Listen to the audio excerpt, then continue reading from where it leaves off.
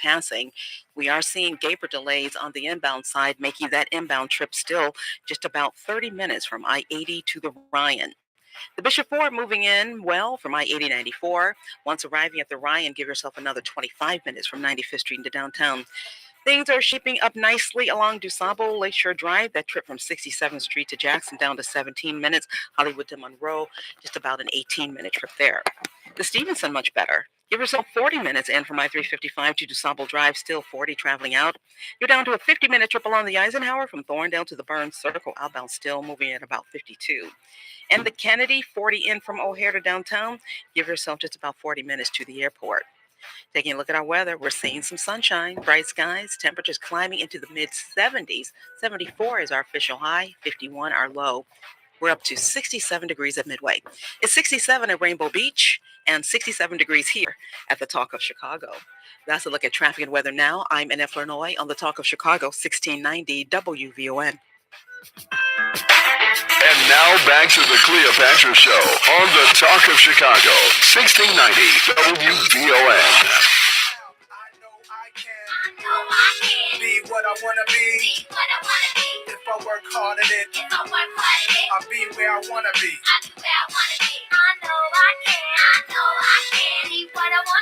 And we are back. The time is 9:24. And listen, guys, it's a lot of talk about war. And war can be abroad and at home. And the war right now that I am interested in fighting for is the war for our children. Today, I am motivate me. It's just the bottom line. And as I continue to walk the earth, I have grown some titles. And the most humbling title I've earned as of yet, beyond wife, is mother. I heard my son, my middle boy, say, "Mommy," and I just laughed. But the things you would do for your children. And I think back over my life, the things that I have done for children, not my children, but for children. I just became a mother for children. And here's where the cavalry is not coming, but I am urging you to accept my invite. Denham spoke loud and proud, and I'm so proud of her. She said her truth. And why is that a rebuke from big old age adults? I don't know. It should be lessons to guide them because I see something bright in Denham. She ain't afraid of a microphone. She ain't afraid of being honest. And she's not afraid to be a leader. A leader is somebody that is courageous, not just because she took the step to speak or the first steps, but because she's still standing. And she is willing to not only fight for herself, but for others. Denham is going somewhere, but Denham is not alone. And it is more Denhams, not only that attend Hyde Park Academy, but throughout the city of Chicago. And it is our responsibility to empower and give Denham the tools to be great. And if young people are saying, hey, don't take this from me, and I'm referring to mental health resources, the Freedom Store, the MCA activity, the Museum of Contemporary Arts, a lot of this doesn't make any sense, which is why I'm showing up, because a big part of it is I'm going to listen with my ears, like I tell my 4-year-old. But I do have something to say when it comes to our children. It's nobody else's responsibility but us. And it's not to say, where's Denham mama and daddy? It takes a village. It truly does. I share all the time. I don't know where I would be without my queen bee. And that's my mother. I just don't know. Couldn't tell you. But what God has for me, no man can undo. So the same I feel for Denham, right? And I wanted to introduce the young person because I had to put a rubber stamp on it. I could talk to all the big old age adults. In fact, I got one coming at 9:30, and I know him well. And he's not that old. He's a young leader too. But he's a little older than Denham. And he is one of the organizers in the school. He's the executive director of Southside Together. That's at 9:30. But listening to Denham, you would think on your way to school, you got a book bag and pencil this and da-da-da-da. No, they got survival equipment to hit these streets. And it's not funny. So, Hyde Park Career Academy is an issue. And I'm not waiting for the Tribune or the Sun-Times to declare it. I've declared it right here on WVON. And I need you all to follow me and hear me. Because as we can give so much energy to what they say pay attention to, which is the teen takeover, which I've seen a lot of big old age folk that don't look young no more in the group as provocateurs. When you take away the resources to mitigate that is where you should rise up. Is where you should say, hey, that don't sound right. Hey, that's an issue. We already have an issue with literacy at a low rate, mathematics, their performance globally, and everything else. And not to mention the school is not with equity in comparison to white children on the north side. We know that. But the bare minimum of what you can do is give them the resources to cope and survive and thrive, a fighting chance. The phone lines are yours, 773-591-1690. No, I'm not letting it go. I'm empowering you to join me to do something about it. Why should I? Because if you can do something about Hyde Park Career Academy, imagine what you can do for CVS or Simeon or Kenwood. The list goes on and on. Hirsch. Some of these schools are on life support. Where are these children going? Oh, they've ran into the arms of charter. Okay, let's talk about it. Johnson Prep, Bulls Academy. They're all on the same level. They all need support. They all do. But more importantly, beyond the structure, the children need it. Now, when we come back, I see Brother Randy is on the live line, but like I said, I got a special guest. Brother Randy, hold tight. Romeo Dixon is going to join us. He's the executive director of the Southside Together, good friend of mine, another organizer in the fight and in the field. And he know a little something about the walls that can talk, if they could talk about Hyde Park Career Academy. When we come back, we're going to get an in-depth look at the practices and the organization in totality and the resources that they provided and why they're on the outs and what we can do about it. You don't want to miss this. Turning sunny today, bright skies as temperatures climb into the mid-70s. Good morning. I'm Annette Flournoy, and here's what's happening. Later today, a Chicago community health group is bringing teens to the table to talk about those so-called planned teen takeovers. The youth-centered listening session is designed to give young people a space to talk about their perspectives and to hear their thoughts about solutions. Violence interrupters, as well as Chicago police, are invited and expected to attend. They will talk about safety and ways to keep large gatherings from turning violent. Now, the session runs from 4 to 5:30 p.m. at the Washington Park Refectory. The Chicago Fire Department kicks off their annual Fill the Boot campaign today. They're raising money for muscular dystrophy research and care. So if you see a strapping firefighter on the streets today, drop a few bucks in their boot. Well, now the state lawmakers failed to agree on a new Bears stadium. Folks are wondering if the team still has a future in Illinois. Apparently, there is still a chance, that is, if the General Assembly holds a special summer session to take up the issue. Now, in order for the bill to pass, it would need a supermajority of the vote. There's disappointment all the way around, from the mayor of Arlington Heights, to Governor Pritzker.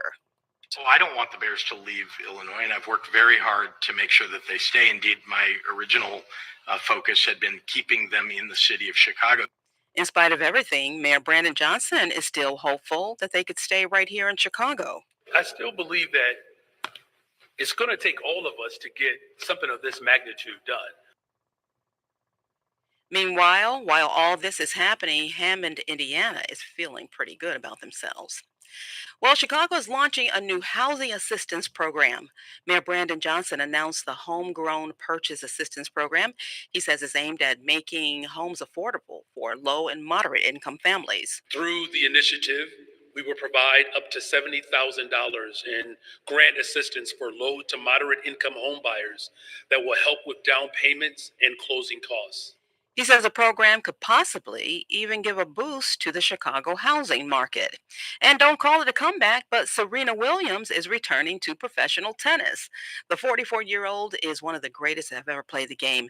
She will start out by playing doubles at Queen's Club in London on grass. This is her first professional match since 2022. That's a look at our news now on 1690 WVON. Traffic and weather up next. WVON News Time, 9:33. I've tried everything to stand out at work. Donuts, a company coffee blend, even dressed as the company mascot for Halloween. There's an easier way. A ComEd facility assessment. Their engineer gave my company free insights and actions that saved us $732,000 on energy. Easy, right? Learn how ComEd can help you save at ComEd.com/facility assessment. ComEd, powering lives. Savings will vary based on customers' usage and rate. Hey Alexa, play WVON 1690 AM. Getting WVON 1690 AM station from iHeartRadio. Try it out for yourself. America is listening to WVON. This report is brought to you by Dairy Queen.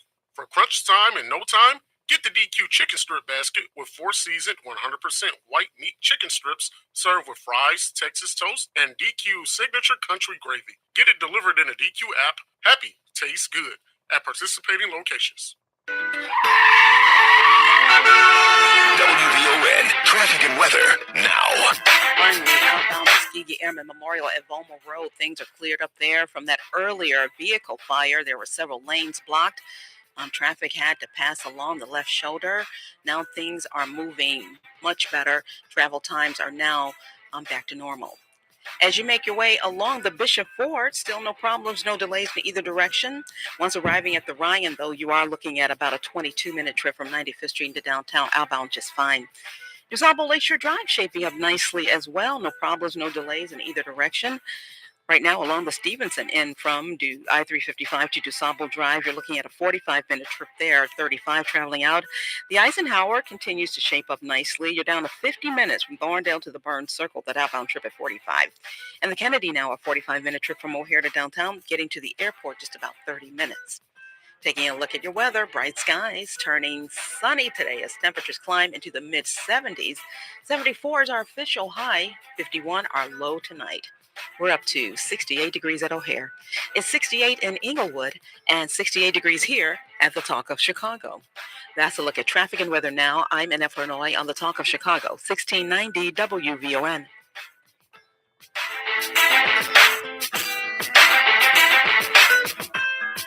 And now back to the Cleopatra Show on the Talk of Chicago, 1690 WVON.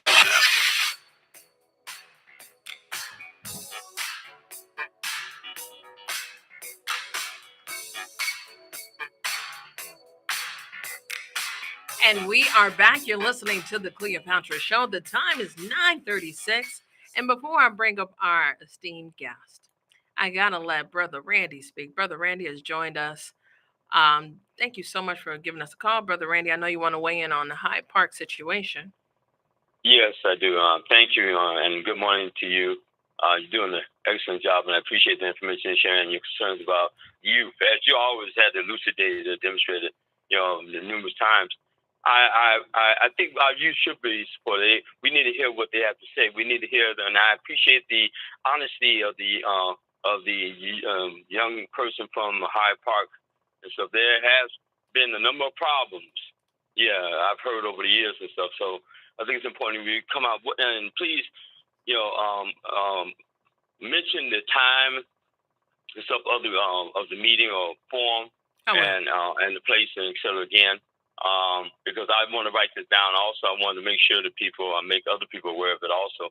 But also, I want to let people know that also is a part of the parent takeover. And I think I may have mentioned it on your show, if I'm not mistaken. And I just think it's important that that the adults get involved with the youth and also try to support themselves. But there's some young people that definitely need some special attention if they are not cooperative. So because I want to find out what is the nucleus of the problem. You see what I'm saying? What is the real issue? Because this is not a new phenomenon. This is a nationwide also issue too. It's not just going on in Chicago. It's going on in other cities and states and stuff throughout the United States and stuff. So I think it's important that we try to address the concerns of our youth. But also, I want to share with the audience that Chairman Fred. Oh yeah, he's about to wait. He coming on. I got you. Oh, good. He's gonna be coming on good. I'm down with the call. I know you are. I know you are. So stay tuned. I know you're with us. So, but Chairman Fred, we know each other for over 30 years. Coming on at 10:30. Trust me. Yeah. Chairman Fred and I, we know each other for over 30 years. And Sister Cool and Jerry, I was part of the national. So let him do that. He gonna come on. No, I'm talking about me. I was a part of the National People's Democratic movement. That's all with them back in the 1990s. So that's it. But keep up the excellent work. Absolutely. Keep doing what you're doing. Please mention the time and stuff I like will. that. I will. Okay, thank you very much. Absolutely. Have a good day. Keep it. Brother Randy been in my program planning war room. So yes, he done spilled the beans. I got the chairman coming, but good friend of mine, he's gonna come on shortly. But listen, Dixon Romeo is on the live line with us, and he serves as the executive director of Southside Together.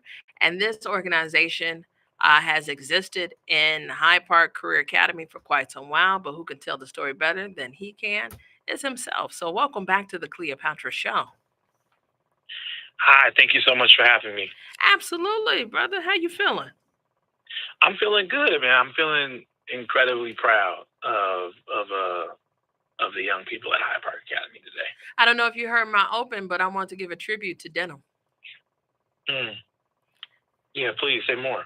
I had pulled a clip of Denim boldly addressing the world. I think, there's some big old age adults that forget when you speak to a podium, you're addressing the world, because Chicago is such a world-class city. And she was courageous in her fight for not only her beliefs, but what she feel like the students need and what the big old age adults aren't doing. And she called it the way a TI is. And I have, Dixon, in my own infinite wisdom, directed my audience to pay close attention. In fact, a number of us plan on showing up at tonight's local school council meeting, because I had Corley J on, and Corley J had some struggle with Principal Edinburgh to attend the meeting, because apparently she was trying to convince him that it wasn't public. And I was here to dispel that. And in fact, I'm going to show up publicly to support these young folk, because not only do Cleopatra care about the children, but I'm invested in them. We need them. We truly do. Yeah. So I thank you for your work, and the fact that you all have been champion. How long have you been in Hyde Park Career Academy? Over a number of years. So Southside Together is an organization that used to be Stop and Not Me. We merged. And so in its previous iteration as Stop, we've been in the school for in different forms, like over a decade, but very intimately and intensely the last 5 years. Well, I definitely appreciated it. In fact, today's challenge was, if you didn't believe us last week as we began to cover this exclusively, then maybe we can convince you from the mouths of babes. And I definitely want to raise up Denim's voice. But I want to get your insight, because for me, as a former educator, graduate of Chicago Public Schools, I've sat on a local school council. I was very troubled by this for a multitude of ways. I got a master's in social work. I believe in everything y'all doing, every single thing. And then I needed to understand, what's up, Principal Edinburgh? Like, what had happened? Like, why are the young people begging, please don't close my peace room, please don't take my mental health, juxtaposed to some young folk wilding out with, these takeovers. Either you give them the medicine that they're saying that is the prescription they need, or you meet the fate of what is going to be. And I applaud these young folk for recognizing their needs at a time such as this, even though that's the bare minimum of what we can give them. You could give them a school with equity. You could give them a nurse in every school, a counselor, a therapeutic counselor at that. You could give them the world, but yet they're begging for what is the bare minimum to survive this city. How did we get here, Dixon? Well, yeah, I think from my perspective, I think ultimately this is about, what do we mean when we say student voice, right? Because I think despite some of the stuff that CPS has said publicly about the situation, saying the peace room's not closed, saying we don't have a vendor, like all these things that they're saying. Like the real origin of this conflict is young people witnessed a classmate of theirs, two classmates of theirs get shot. They've had two other classmates that passed away, and it brought to the forefront, right, the reality of, are young people actually naming and participating in the solutions, both inside and outside the school that they need. And so I think when you talk to me, when you talk to Southside Together, when we say student voice is the exact same thing as adult voice, right? It is, what do the students see, feel, and need? And some of that may be critical of us as adults. But if we want young people to participate in the solutions to the problems, if we feel like they have a say or agency or they're impacted by that, then that comes with that agency. And I think, unfortunately, to Dr. Edinburgh, it's clear that student voice did not mean that, right? We had several meetings with her, with young people at the school, trying to create containers for young people to grieve, receive resources around the tragic things that they're dealing with recently around the death of Eric Phillips and the shooting of another student. And that was met with the idea, we thought we were on the same page when we said student voice, right? That means that they might critique me, right, in my organization. They might critique the school, they might critique CPS, they might critique the city. But if that's how they feel, that's how they feel. However, I don't think that's the case from, Dr. Edinburgh's perspective. And we had the town hall, two of them at the school. Young people were critical of her. And then 2 days later, we got emails saying we were kicked out the school. And it very much felt like and was set up like retaliation for us not trying to police young people in this moment where they don't need to be policed. They actually need to have agency, because you can't have accountability, right? You can't have consequences without agency, right? If I don't believe I'm responsible for the things that I do and say, if I don't believe the things I do and say have power, if I'm not treated as equally as a human being to someone else, even though they may be older than me, I'm not going to respond well to accountability or consequences, because I don't feel that we have a relationship. I think for me as an organizer, I'll diatribe for a little bit, but I think that this idea, right, like we grow up and we say, if I were to disrespect you, right, Cleopatra, if I were to come on here and say something crazy to you, one of the thoughts that would come to your mind is, I'm not a kid. And I think that tells us very well how we believe as adults we should treat children. We believe they should be disrespected. We believe, you get what I mean? Right? And so from there, I could understand, and it makes sense when I've talked to young people who have participated in teen takeovers or other things, why there is no respect for adults, because I don't feel respected. That's actually the norm for me, right? So if I want to sit in the street, if I want to do this, whatever, right? You don't care about me. You don't respect me. And so one thing we're trying to do at Southside Together is we're trying to build that respect with young people so that there can be accountability. And accountability isn't just one way; it goes both ways, right? And so it was, as an ED of a community group nonprofit, it's not the smartest idea in the world, right, for me to try and fight CPS or the city, right? We want to be in the schools, and I have to be accountable to our young people. And when they say they feel like they were being retaliated against, and they want to walk out and do a press conference, it's my job to support that. And so I just think like that's the core of what's going on here, right? And if I may, I want to interject for a second, because that is what I raised up. And it's not just your job. What I'm raising up is an army and the cavalry, because it doesn't ride on no white horse. And from one organizer to another, I'm just in the booth. I'm just your favorite millennial beating that box, because they do owe us some money. And when I think about the other children, see, I'm showing up today because for a lot of reasons. I heard the cries, and I heard it all the way in the South Loop. That's something. And I've covered the death. And you talked about the two that were gunned down. I can even talk about the two that were left alone to die. And that's Correct. what hurt me. See, Correct. I think these are both some gruesome ways to leave this earth. Heinous ways for young people to be wiped away. But they won't be forgotten. And I went through, Dixon, a time such as this when I was of that tender age. And I didn't know young people that died like that. I just didn't. You know, I truly didn't. But those that I could recount, they died of aneurysm. Things you have to learn about. Things that just, they died in their sleep. What? Or a tragic car accident, safety belt. So the gruesome details that I had to cover still sticks with me about these young people that were in their class every day with them. So where's the humanity in this moment? So I know young people. First of all, her name Edinburgh. I clown Edinburgh too. I used to have a principal, assistant principal. His name was Dumas, and I would say, "Hey, assistant principal, dumbass." I was something, and he would say, "Cleopatra," and I was like, "I'm sorry."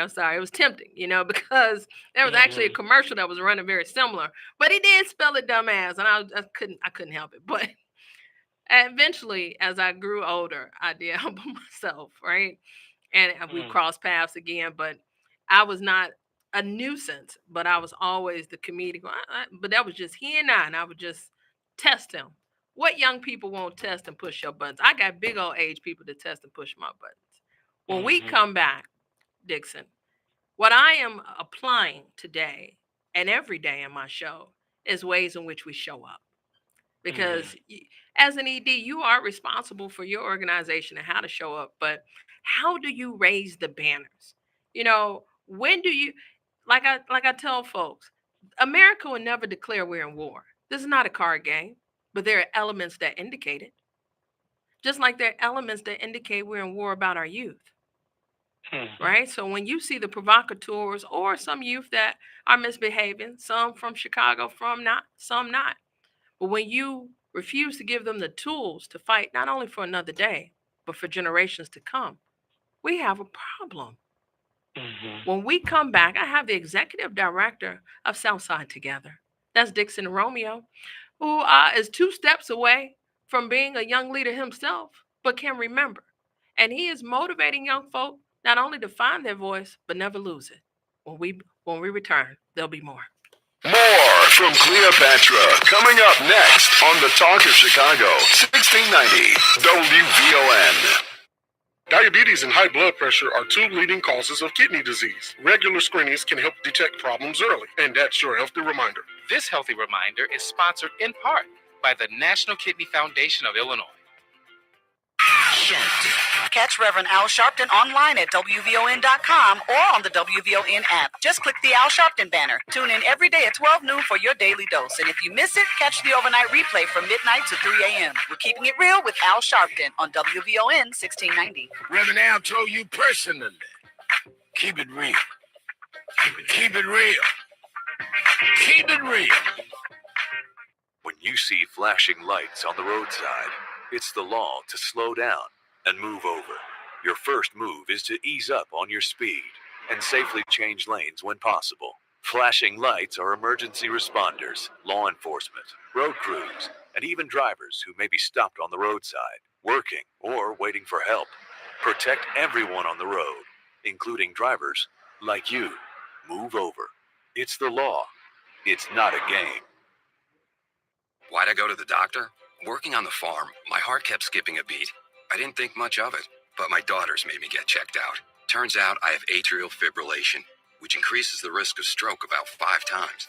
Symptoms like irregular heartbeat, heart racing, chest pain, shortness of breath, fatigue, or lightheadedness can come and go. But if it's AFib, the risk of stroke remains. If you have symptoms, contact a doctor. I'm so glad I did. Visit NoTimeToWait.com. Sponsored by Bristol Myers Squibb and Pfizer.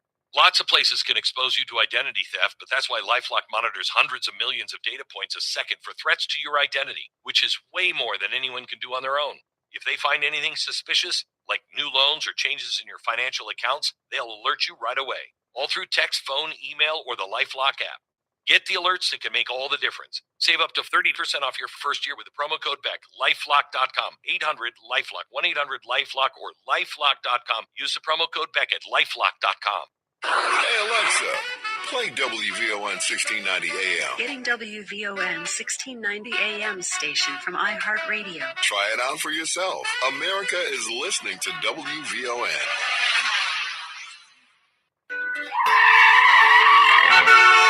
WVON traffic and weather now.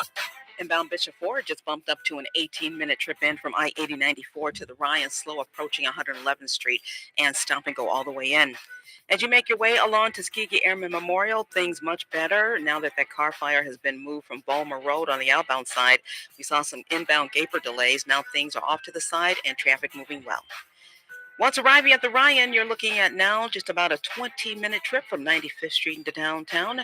Slowest right now from 51st Street to Roosevelt Road. And things are moving well in each direction along DuSable Lakeshore Drive. Taking a look at our weather, bright skies. The National Weather Service says we're headed to a daytime high around 74 tonight, leveling off at just about 51. But right now, we've made it up to 68 degrees at O'Hare. It's 68 in West Englewood and 68 degrees here at the Talk of Chicago. That's a look at traffic and weather now. I'm NF Lenoy on the Talk of Chicago, 1690 WVON.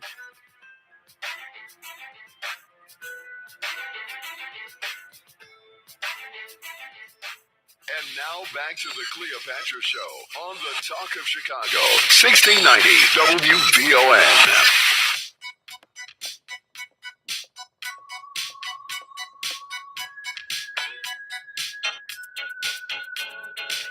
And we are back. The time is 9:54. You're listening to the Cleopatra Show. And listen, guys, I have them on the live line as Dixon Romeo, Executive Director of Southside Together. And they have held it down on the front line at Hyde Park Academy High School, right there at 6220 South Stony Island. As of recently, they're on the outs, right? And I don't know how to get them back in. And neither do the young people of Hyde Park Academy. So I am saying, this is not Dixon saying this. I'm saying come hang out with me. Because one thing about a local school council meeting, it's public. And you should publicly care because you are publicly funding it with your tax dollars. And I know I do because I care about our youth. And I am going to be there at 5:30. Doors open at 6. If I know them, they're going to probably fill those seats. So be there at 5:30. And, I signed up to voice an opinion. I may or may not, depend on how many young folk that want to talk, because I'm going to step back and stand by, as your president has said. But this is where you show up and show out. And this is where we aid our organizations that are fanning the flames to what the youth need. And it is Southside Together is one of a few that have been put out of Hyde Park Academy. And Dixon, when it comes to next steps, like you said, you're not going to fight with CPS. But here we are, summer vacation is now here, right? So this is the restart button where schools began to recalibrate. And strategically, this worked favorably for Edinburgh. However, I think she forgot about the last LSC meeting. So I don't know if it's going to completely work. But yet and still, to recalibrate means that you can reintroduce ideas. You've graduated a class. But a young person like Denham, she'll be back next year. So how do you support youth? What do you do next as an organization? Well, I don't think there's, I think that there are a lot of ways that the young people have, we had a meeting with them last night, and they're so brilliant and so strategic. I think there's a ton of ways that over the summer and next school year and in the future, we're going to support and follow their lead in terms of the organizing to shift some of the practices, not only at Hyde Park, but across CPS, right? Over the last couple of days, we've heard from a ton of parents and young people at other schools with their stories, right, about their experiences feeling retaliated against for speaking up as parents or for speaking up as young people. We've heard from teachers inside and outside Hyde Park Academy about their experiences. And so I think that this is a broader issue, but of course, we're going to always continue. We've been doing it for now 22 years. Right? We're going to continue to work with young people, whether it's in the school, outside the school, it doesn't matter. But the bigger thing I think really is this broader issue about like how does CPS treat our parents and young people, especially in schools that need the most support, and teachers as well. I think in terms of next steps in particular, we're going to have the LSC meetings tonight. I'll be there as well. I know some of our young people are going to be there and are really ready to speak and share their thoughts. But we're planning another event that is focused entirely on young people. And so we'll be back here. I don't have the info yet, but we'll be back here to let folks know about it because we definitely want the whole community to come out and hear from and follow the lead of some of our youth. I'm willing to take some marching orders. You know why? I believe we have to put some stake in what we say we believe in. I take stake in my community. I take stake in a lot of things, but if we don't invest and ensure that they have a pathway to success, we're doomed. So I'm going to trust that it's folk like you that get to train and run with them and prepare them, that they'll be ready to not only show up, but to continue to be poured into, because life is a journey. It's a marathon, not a sprint. So like I said, tonight, if I am given an opportunity to speak, cool. But more importantly, I'm there to listen to the young folk, but from a perspective of your favorite millennial. It hasn't been easy being in the seat commanding the ship to report on the gruesome deaths of young people week after week in the most heinous ways. And then they have to go back and prepare to learn again and to perform again as though this is normal. None of this is normal. The fact that they're begging for resources is not normal. And I'm not going to normalize it. And nor should they. But they should demand it. And I will support them. I want to thank you for stopping by, Dixon. And when you all organize that meetup, I'm going to pull up. We love to have you. Thank you so much, Cleopatra. Absolutely.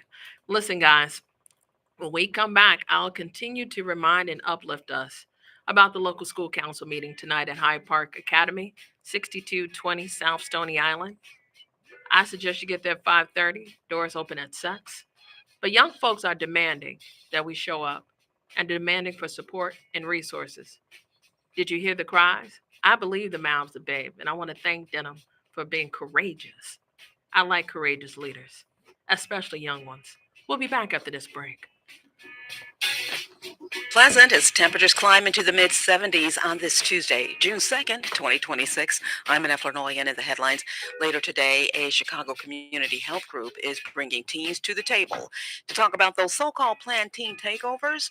Violence interrupters as well as Chicago police are invited and expected to attend.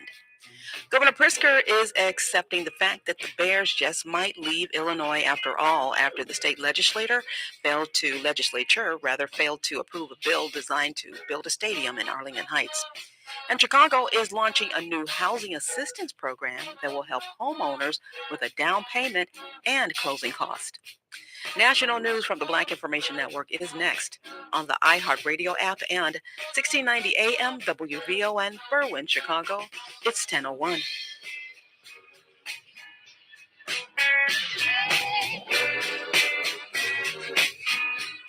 BIN News Now. Illinois Senator Dick Durbin delivered his farewell address ahead of retirement. I'm still committed to the DREAM Act, and I hope that you'll join me in that commitment. It was a bipartisan measure, and it should be a bipartisan measure. These DACA people are serving America in so many ways. The 81-year-old longtime Democrat told state lawmakers he'll miss helping people while also warning about growing political divisions. Primary election day is today, and Los Angeles County has more than 600 vote centers open. Voters can cast ballots in person or drop them off, but officials warn it's too late to rely on mail delivery. And the NBA Finals are set with the New York Knicks facing the San Antonio Spurs in a rematch of 1999. Game 1 tips off Wednesday as the Knicks bring an 11-game win streak while the Spurs enter as favorites. Get BIN News now on demand 24/7 on the iHeartRadio app. Here's more with Terry McCready. A lawsuit brought by Black Democratic Congresswoman Joyce Beatty has come to pass, and now President Trump has learned he cannot rename the Kennedy Center or close it for renovations for now. And so we're going to close it, and we're going to make it unbelievable, far better than it ever was. This after a federal judge ruled days ago that the center is to be named for President Kennedy, adding Congress gave the Kennedy Center its name and only Congress can change it. President Trump says peace talks are continuing with Iran at a rapid pace. He made the comment in a Truth Social post yesterday following reports that Iran was stepping away from talks. Iranian state media reported Tehran was ending negotiations and planned to fully block the Strait of Hormuz due to ceasefire violations by the U.S. When asked by NBC News about the reports earlier, Trump said, "I think we've been talking too much, if you want to know the truth." Over the weekend, U.S. Central Command said it targeted Iranian military sites. Primary day is underway. LA's Black Mayor Karen Bass, Council Member Nithya Rahman, and reality TV star turned community advocate Spencer Pratt all chatted with voters over the weekend. We can make Los Angeles affordable, safe, welcoming, raise up our economy, and fix our infrastructure. We've laid a great foundation over 3 years, and now we need to bring it home. Bass at a campaign event. The latest poll from the UC Berkeley Institute of Governmental Studies shows she has a razor-thin lead, 1 percentage point ahead of Rahman and 4 ahead of Pratt. Her momentum stalled in the polls after the Palisades fire, which destroyed thousands of homes, including Pratt's, and a dozen people were killed. If no candidate wins a majority, the top 2 will advance to a runoff in November. Protesters on the streets of Kenya's capital yesterday, they're calling for a government probe into mounting cases of gender-based violence and femicide. Demonstrators walking through the streets of Nairobi holding signs reading "Stop Killing Women." Women's rights organizations have warned of rising cases of gender-based violence, and one had declared a national crisis. Police say they had formed a specialized investigative unit bringing together criminal intelligence analysts and forensic experts.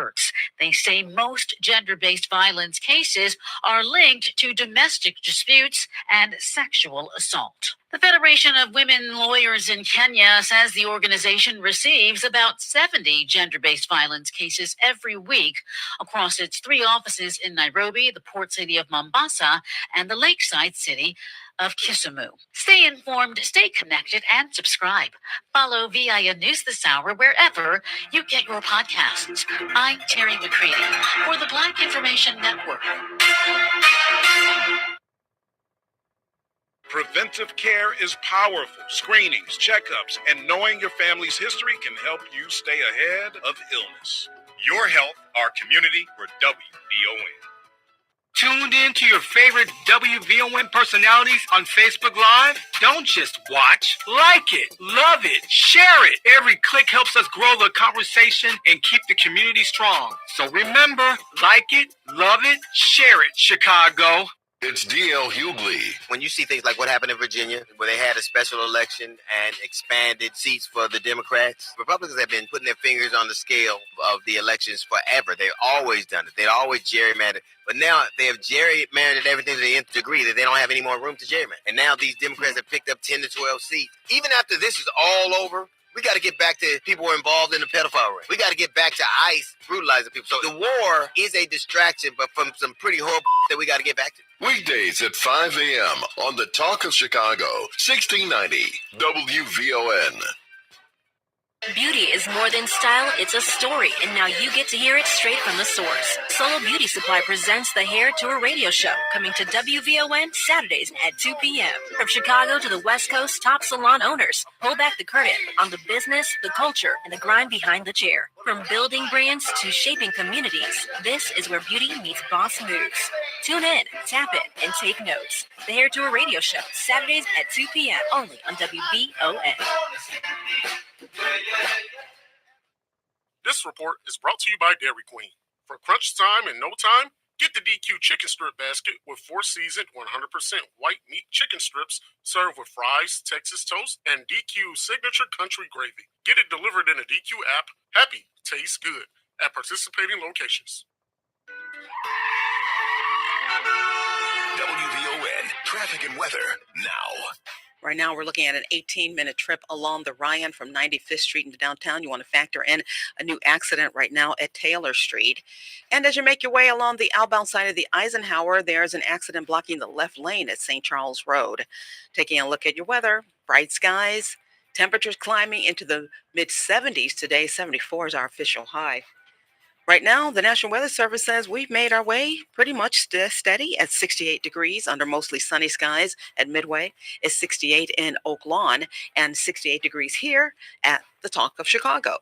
That's a look at traffic and weather now. I'm Annette Flanoy on the Talk of Chicago, 1690 WVON.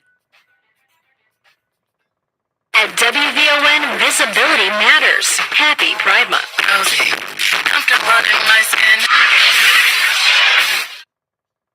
Live from the Xfinity Studios at WVON, it's the Cleopatra Show on Chicago's essential storyteller, 1690 WVON.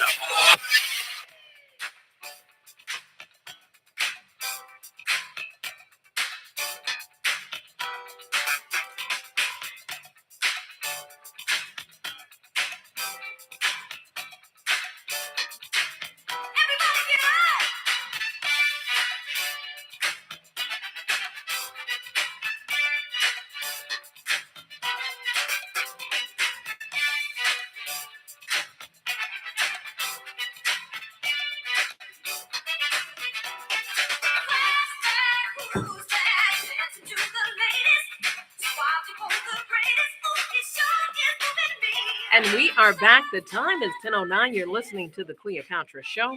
And I want to thank Dixon Romeo, Executive Director of Southside Together. Didn't sound bitter at all. He's even more motivated to work with and support our youth. Right? And that youth he's speaking of is at Hyde Park Academy. And tonight is their last local school council meeting. I have publicly shared that I do plan to attend for a multitude of reasons. Former Chicago Public Schools employee, student, served on the LSC, concerned community member, just a rock throw away. But a taxpaying resident in the city of Chicago, I want to understand what's going on with my youth. Point blank, period. We give an exorbitant amount of time for all of the sensationalism, the negative, and the wrongdoing that is alleged about the young folk. And then when there's an opportunity to turn up and support them, crickets. That's my problem. Do a round table about some solution-oriented with resources, right? Dedicated to everyday school children. Because right now, these everyday children are saying, hey, you just disrupted my mojo. And that's my peace room. How cool is that young folks are fighting to support and preserve and to upkeep the peace room? Now, that's what's up. See, that won't get coverage, but it does right here on the Cleopatra Show. That is where you turn the dial. That is what you turn your attention to. Because for the young, rambunctious ones that are out in the street, if they had a peace room, where would they be? Maybe Fisk, Dillard University. I could have sent you anywhere in the country. Harvard, Yale. I've sent kids all across the nation. But I can't send you anywhere if you don't know how to compose yourself. If you don't know how to grab your emotional toolkit and be able to fight for another day. That peace room is a key. And that is a part of the key to success in these eerie times. The phone lines are yours, 773-591-1690. If you didn't know why I'm so committed, now you do. Now you do. Because when I think of big old age adults that continue to make decisions that aren't in the betterment of our youth, I am gravely concerned.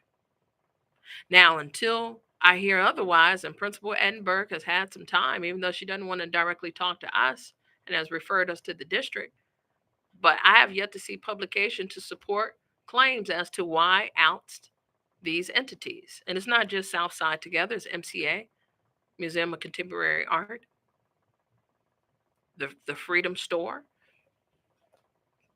Good Kids, Mad City. Something is going on. See, we could talk about oligarchs all day. We could talk about totalitarianism and authoritarianism all day on a national level, or we can talk about it right here at home. Let's talk to Keith. Keith, talk to me. Welcome to WVON. Good morning, Mrs. Cleopatra Draper. Thank you, first of all, for bringing this issue up. I wouldn't have known about it without you. Thank you for advertising this. Thank you and your team for the forum, giving us a chance to speak in it. But my point, I'll be there tonight. My points are, kids aren't dumb. Supporting them is honorable and good for the future. But kids can leverage that support to take advantage of it in the future. Oh, I can get this, so I can get that. How do we balance? In your opinion, how do we balance out the support so that it can't be taken advantage of? Well, I think a big part of it is in this moment acknowledging when you're wrong, right, or when you're right. It's clearly evident there was some emotions that were high staked, and whatever happened as a result of the town hall, where I'm sure the children embarrassed the principal, and the principal took it upon herself to exert her authority and eliminate what they cared about. And as a punishment, what she didn't anticipate was this: a punishment will captivate attention, folks like myself and others, and that's abuse. That's abuse of power, right? And when we see that, particularly in our communities, we have to stop it, because one thing about a white school on the north side, those parents will show up. Those community members will show up and demand what is owed to them. Unapologetic. And we have to learn, relearn, and reinstitute the same behavior, because there's a value system that these young folks are saying, hey, I value that. That means a lot to me. Eric Phillips was shot multiple times, Keith, while waiting at a bus stop near the school in the Woodlawn neighborhood. This is the gruesome death that I'm referring to.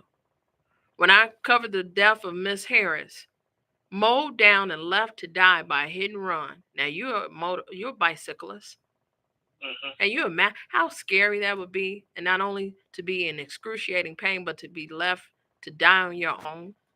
And these are young people.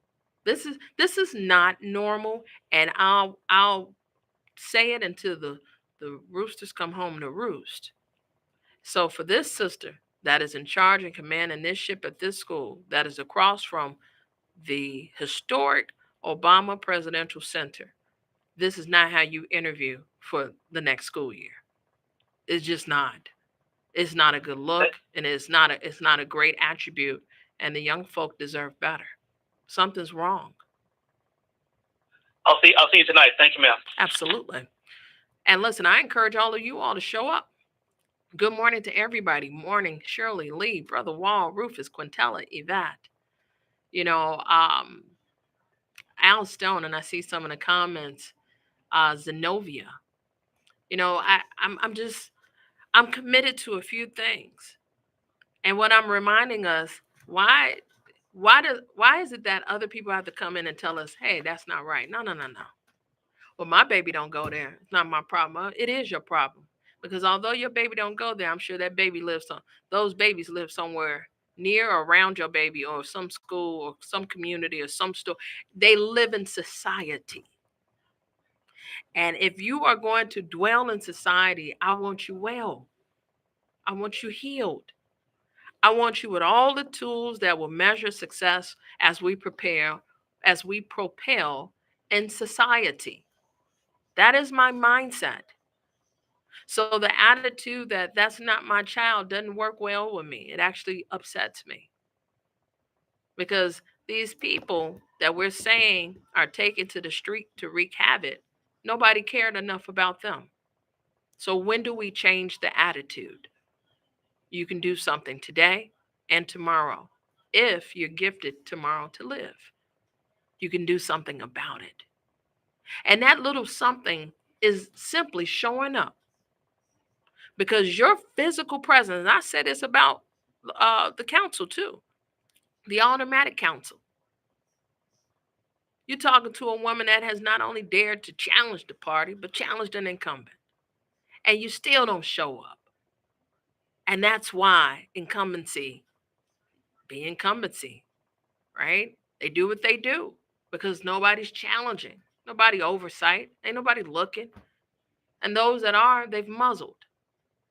But if you was to show up at that council like they show up to be anti the Johnson administration, if you was to show up and demand the things that you wanted for your ward and your community, and you showed up in groves every month like clockwork, oh, it would change.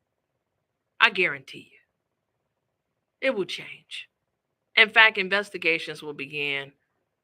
The IG will begin to think about it. Folk will start to look in crevices, in the dark places. But where there's no smoke, there's no fire. And where there's no noise, there's no problem. And I am saying that this is a problem. These children were murdered, and they died horribly. And these young folks, all they asked was the resources to cope. And I'm demanding the resources for them to fight with equity. And that's why certain fights in the city of Chicago matter. They matter. And I'm here to connect the dots to the bigger picture. I'm fighting for crumbs, technically, the bare minimum. I'm not. I want it all for these young folk because they deserve the world. And the world that they were born into ain't right. But every day we can make it better. I'll be back after this break. More from Cleopatra coming up next on the Talk of Chicago, 1690 WVON. Kidney disease often develops silently, without symptoms. Knowing your risk factors, seeing your doctor regularly can make a life-saving difference. And that's your Healthy Reminder. This Healthy Reminder is sponsored in part by the National Kidney Foundation of Illinois. Catch Reverend Al Sharpton online at WVON.com or on the WVON app. Just click the Al Sharpton banner. Tune in every day at 12 noon for your daily dose. And if you miss it, catch the overnight replay from midnight to 3 a.m. We're keeping it real with Al Sharpton on WVON 1690. Reverend Al told you personally, keep it real. Keep it real. Keep it real. This Juneteenth, celebrate freedom, culture, and community on Chicago's West Side. Join Reverend Marvin Hunter and Grace Memorial Church for their second annual North Lawndale Juneteenth Freedom Day Parade and Festival on Friday, June 19th. The parade steps off at 9 a.m. from 16th and Albany to 16th and Costner, featuring marching bands, floats, live music, community groups, and more. This year's theme, we write history every day, and we celebrate the day we changed history. Enjoy live entertainment, food, fellowship, cultural celebrations, and Chicago's original dance, a stepper set. The North Lawndale Juneteenth Freedom Day Parade and Festival is free and open to all. For vendor, sponsorship, or volunteer information, email rootsfestch@gmail.com. Friday, June 19th. Come celebrate freedom, heritage, and community. Lots of places can expose you to identity theft, but that's why LifeLock monitors hundreds of millions of data points a second for threats to your identity, which is way more than anyone can do on their own. If they find anything suspicious, like new loans or changes in your financial accounts, they'll alert you right away, all through text, phone, email, or the LifeLock app. Get the alerts that can make all the difference. Save up to 30% off your first year with the promo code BECK. LifeLock.com, 800-LifeLock, 1-800-LifeLock, or LifeLock.com. Use the promo code BECK at LifeLock.com. Why'd I go to the doctor? Working on the farm, my heart kept skipping a beat. I didn't think much of it, but my daughters made me get checked out. Turns out I have atrial fibrillation, which increases the risk of stroke about 5 times. Symptoms like irregular heartbeat, heart racing, chest pain, shortness of breath, fatigue, or lightheadedness can come and go. But if it's AFib, the risk of stroke remains. If you have symptoms, contact a doctor. I'm so glad I did. Visit NoTimeToWait.com. Sponsored by Bristol Myers Squibb and Pfizer. Hey, Alexa, Play WVON 1690 AM. Getting WVON 1690 AM station from iHeartRadio. Try it out for yourself. America is listening to WVON. This is Rufus Williams, and I've got something special for you. I am proud to announce that we're launching the Rufus Williams Travel Club in conjunction with Advantage International. Our first trip, we're staying in the United States and heading to one of the most stunning destinations for culture to cuisine. Join us October 8th through 12th as we explore the charm, the beauty, and the history of Charleston, South Carolina. This isn't your typical getaway. We're walking through history and standing where our stories began. From the roots of Gullah Geechee culture to the International African American Museum. From cobblestone streets to waterfront views. This is more than a trip. It's a cultural vibe. To find out more, visit WVON.com and click the Rufus Williams Travel Club banner. And keep listening for more details. The Rufus Williams Travel Club will turn curiosity into understanding, one destination at a time. We are WVON.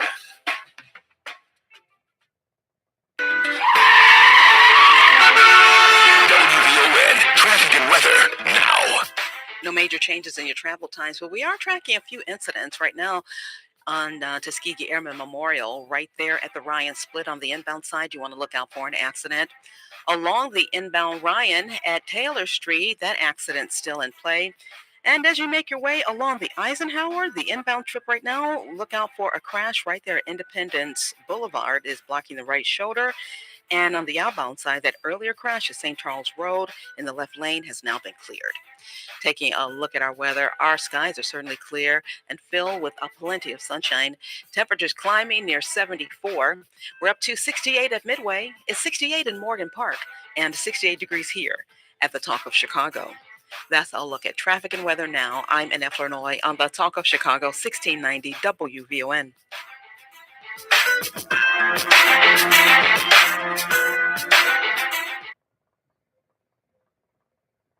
And now back to the Cleopatra Show on the Talk of Chicago, 1690 WVON.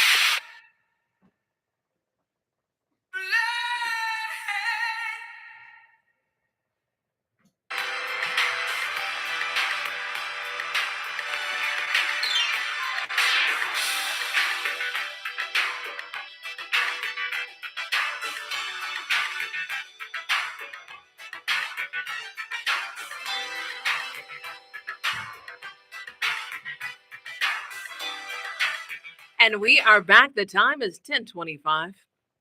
And listen, guys, Randy tiptoed to it. But before I get to that, I want to read some of the comments in the chat, and I appreciate it. Be sure to like and share the show. Michael Coleman says, now that the Obama Center is in that community, outsiders and insiders see resources around it as an asset. I would like to hope so, but Hyde Park has always been a gem. And I say that lovingly as a Bronco, right? I say that just as someone that is an observer of the assets throughout our community.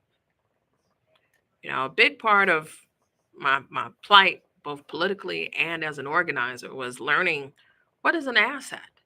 First of all, it's the people. And then you can look at the structures, right? And Hyde Park is just that. But it has historically been troubled, particularly when it comes to leadership. The asset itself is not the governing body, it's the people. At the root of most issues, if not all, is humanity, people. Money, yeah, is the root of all evil when people use it and how they use it, right? Policy written by people, instituted by people, and inflicted on people. When you look at the true entity itself, Hyde Park Academy isn't the problem. It's the governing structure. It's not the youth. The youth don't run the show. The big old age adults do. Right? So when we make these policy decisions and the impact, what you didn't count on was the noise. You didn't count on people to care. And I'm just one Black woman that does care. And I have caught the attention and have some friends in the field that are truly about the life of supporting youth. And I invite you to join me. That's right, 6220 South Stony Island. I'm showing up at 5:30. Doors open at 6. I'm guaranteeing you it may be a capacity issue. I know that some of the games we tend to play, oh, well, we're limited. Okay. That's why you show up early. I don't care what meeting you go to. Show up early so you can be on time.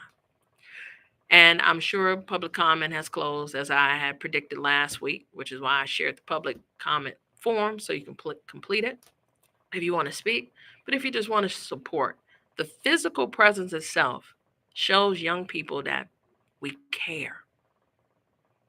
That's the key. Is when I did a thing, when Denham looks back at her life, because God will continue to bless and keep her, man, adults showed up. And when Denham grows up and begins to mentor young folk behind her, the things you do to get folks to show up, there's a toolkit. And that is the gesture that I'm sharing with you all. That's what brings me joy. That's why I got my heart on my sleeves, right? If you see my outfit, that is our future. And that is why you don't take away their voice. That is what matters. Now, I definitely will continue to read a few more comments.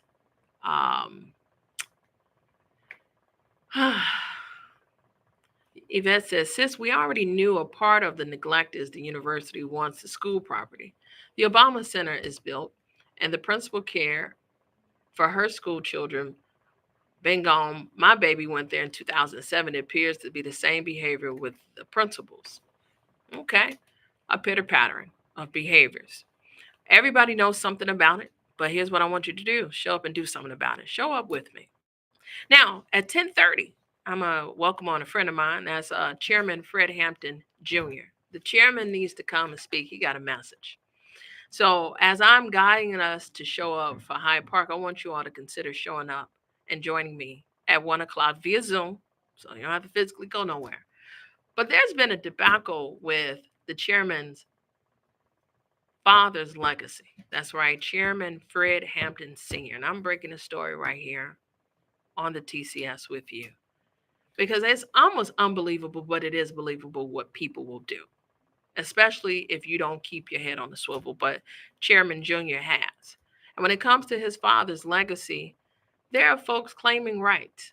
I am perplexed by this. I'm baffled by the audacity, right? The nerve. Even if he did nothing, it is his to own. With a story like Chairman Jr., he is walking in the light that has been anointed in the protection not only of his mother's belly, but his mother's whole being. And I am just so delighted to not only call him a friend, but to say, whenever he sent out the bat signal, Chairman, where we need to be. When we come back, we're going to lean in with our ears to support the chairman. That's right. Chairman Fred Hampton Sr. is going to Jr. is going to join us shortly to discuss what is impacting his father's legacy and how there's a court appearance at 1 o'clock where we all need to show up via Zoom to support the chairman in the protection of his memory and the pathway moving forward when it comes to those that know something about the Black Panther Party and the Black Panther Club and the Cubs that are out here. We ain't going.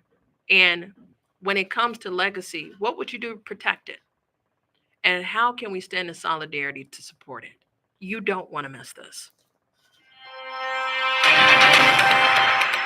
Lots of sunshine and pleasant today as temperatures climb into the mid-70s. Good morning, I'm in Illinois, and here's what's happening. Now the state lawmakers failed to agree on a new Bears stadium. Folks are wondering if the team still has a future in Illinois. Well, there's disappointment all the way around, starting with the mayor of Arlington Heights. He spoke at a village meeting yesterday. Unfortunately, I believe the ball was dropped. So I don't mean to be rude. I don't mean to point fingers at anyone in particular. I know a lot of folks tried really hard, but it just didn't happen yet.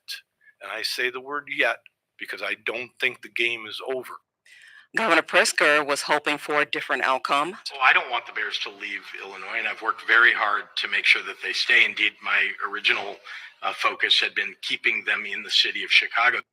In spite of everything, Mayor Brandon Johnson is still hopeful that they'll stay in the city. I am still ready to have conversations with all of our stakeholders to keep the Bears right here in Chicago.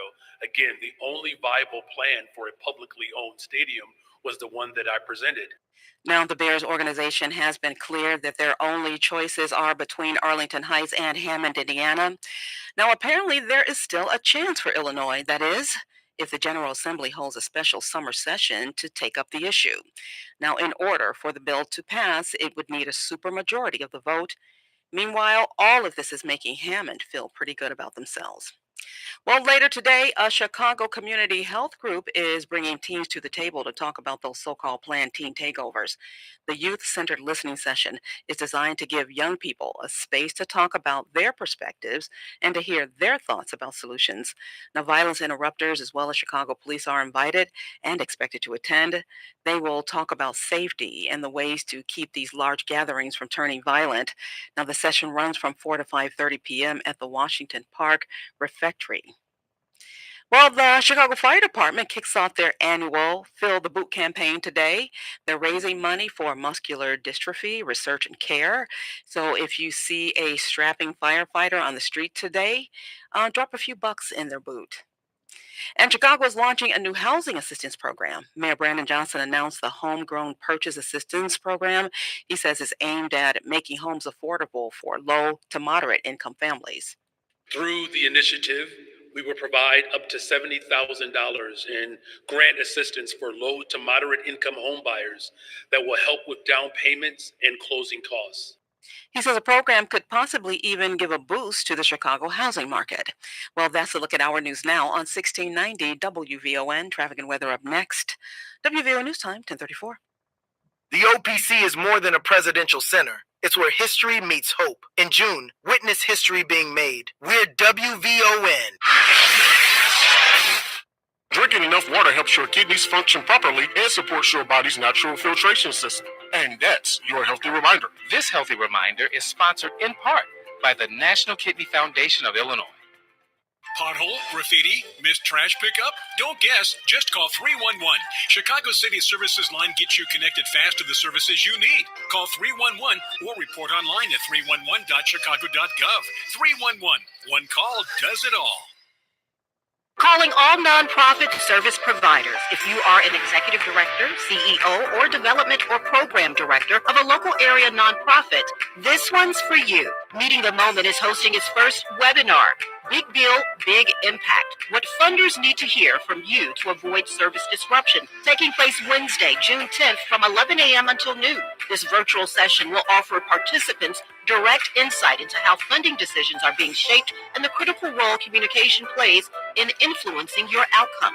We are convening leaders across government, philanthropy, and research to discuss funding priorities, frontline fundraising realities, and how you should be communicating to keep those resources flowing. Hear from Illinois Congresswoman Delia Ramirez, researcher Xavier Ramey from Justice Informed, Monique Jones, CEO of Forefront, activist and former CEO of the Knight Foundation, Sol Flores, and Chanel Ritchie of LL Communications. It's an action-packed hour of information that will help you navigate this critical time for nonprofits and provide you with tools you need while managing a changing financial landscape.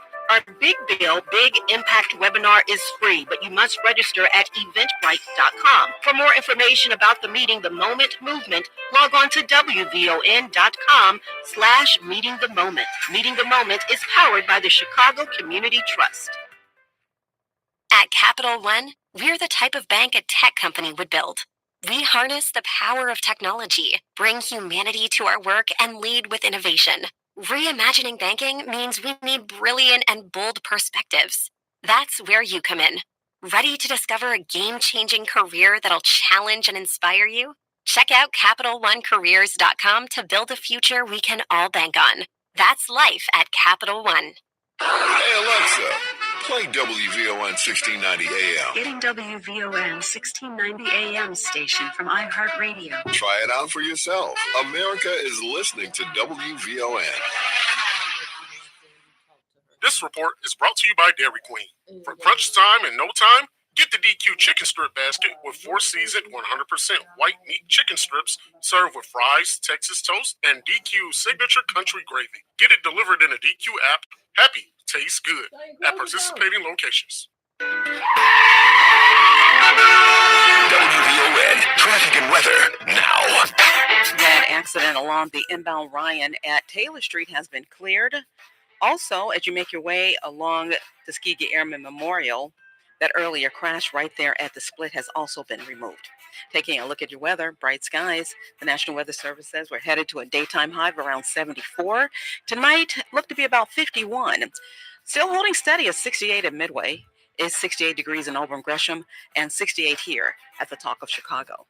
That's a look at traffic and weather now. I'm Annette Flournoy on the Talk of Chicago, 1690 WVON.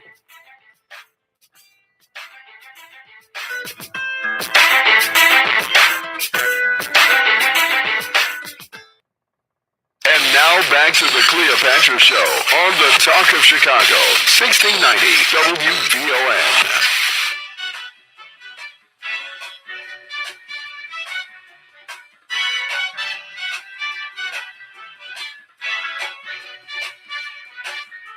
Hush not, child, and don't cry.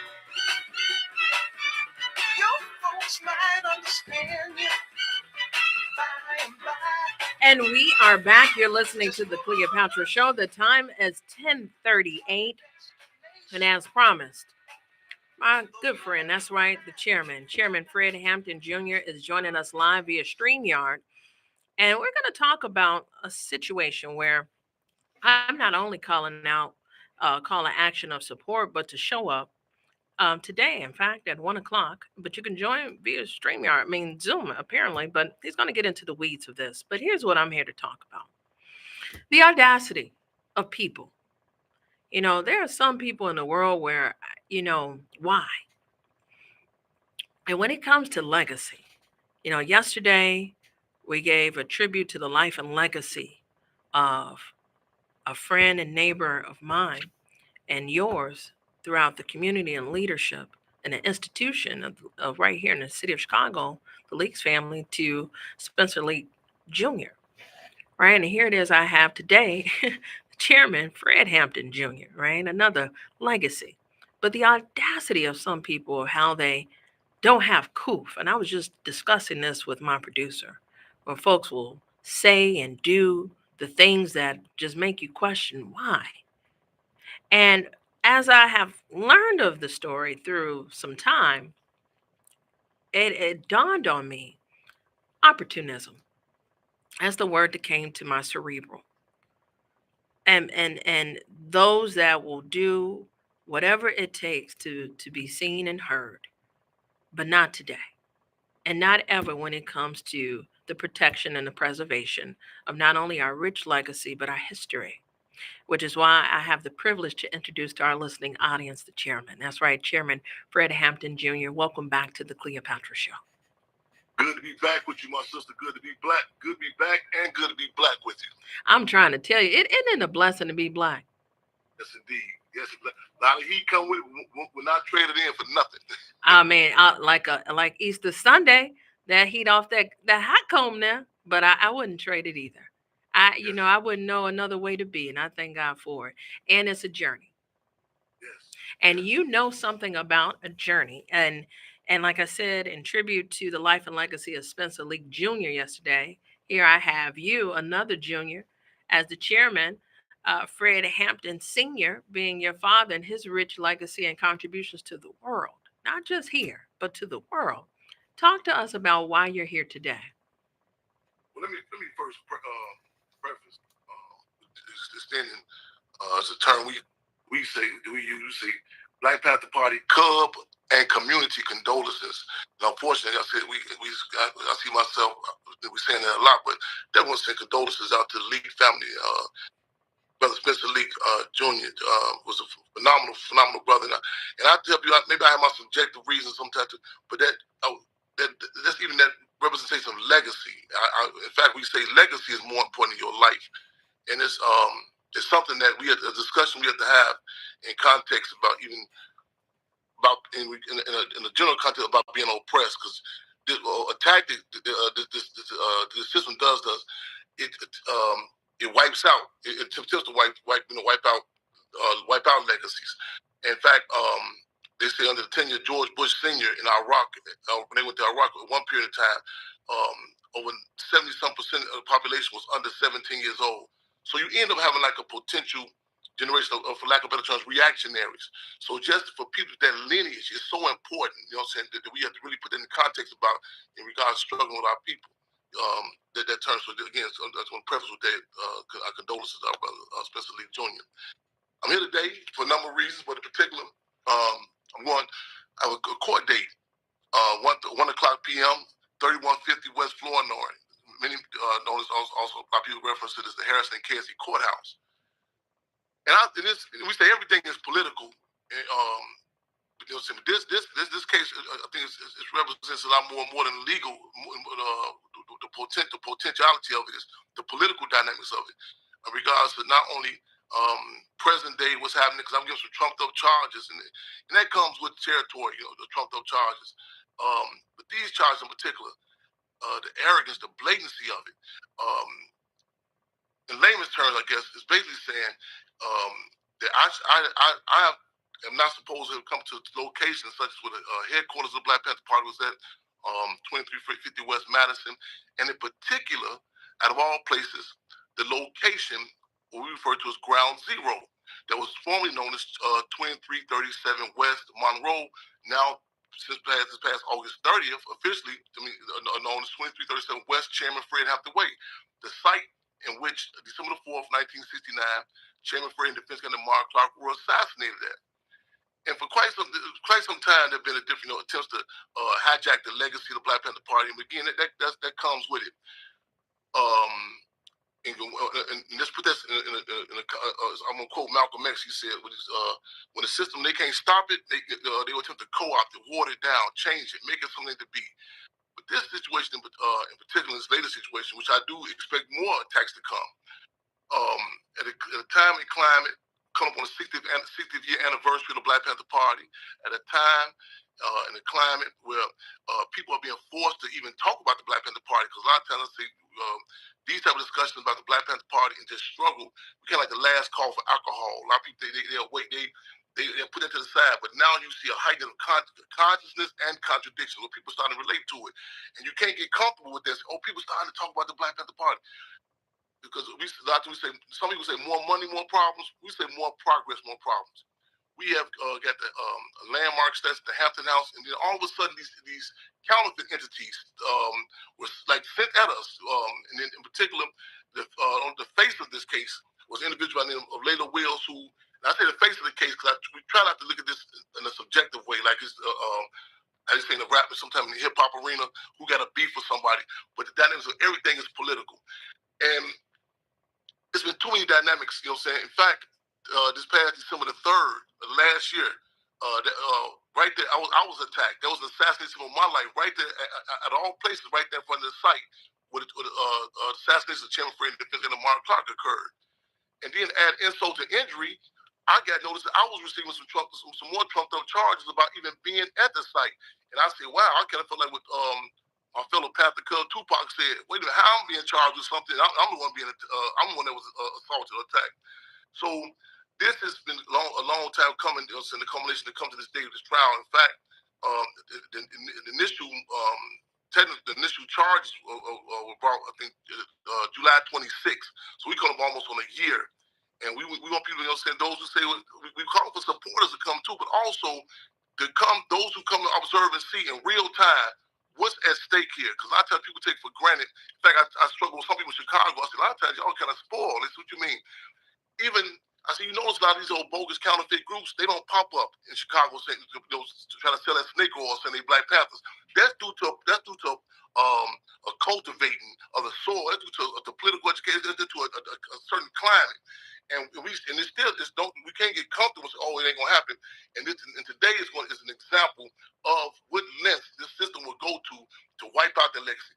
And even that, I'm thinking back on that site where the assassination occurred at.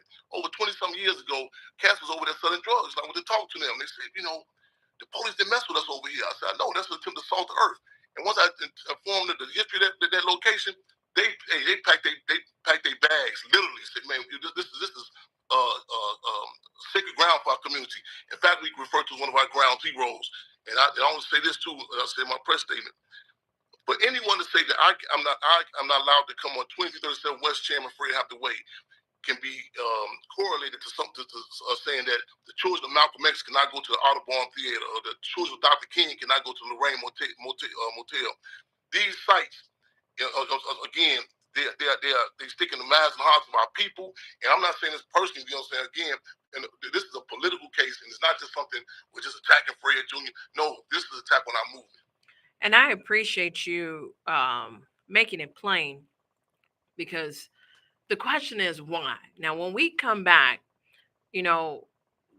why now, and then why prevent you from physically being there? Because as I understand it, what's standing there now? What's there now?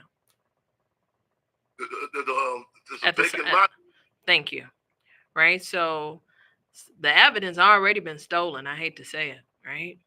The structure of what it was eradicated. And yet the fact that you all are still bodacious, we are still bodacious in the remembrance of, is the problem. But why now? When we come back, Chairman, I want you to answer that, because I meant what I said. The evidence is still, I've been out there with you.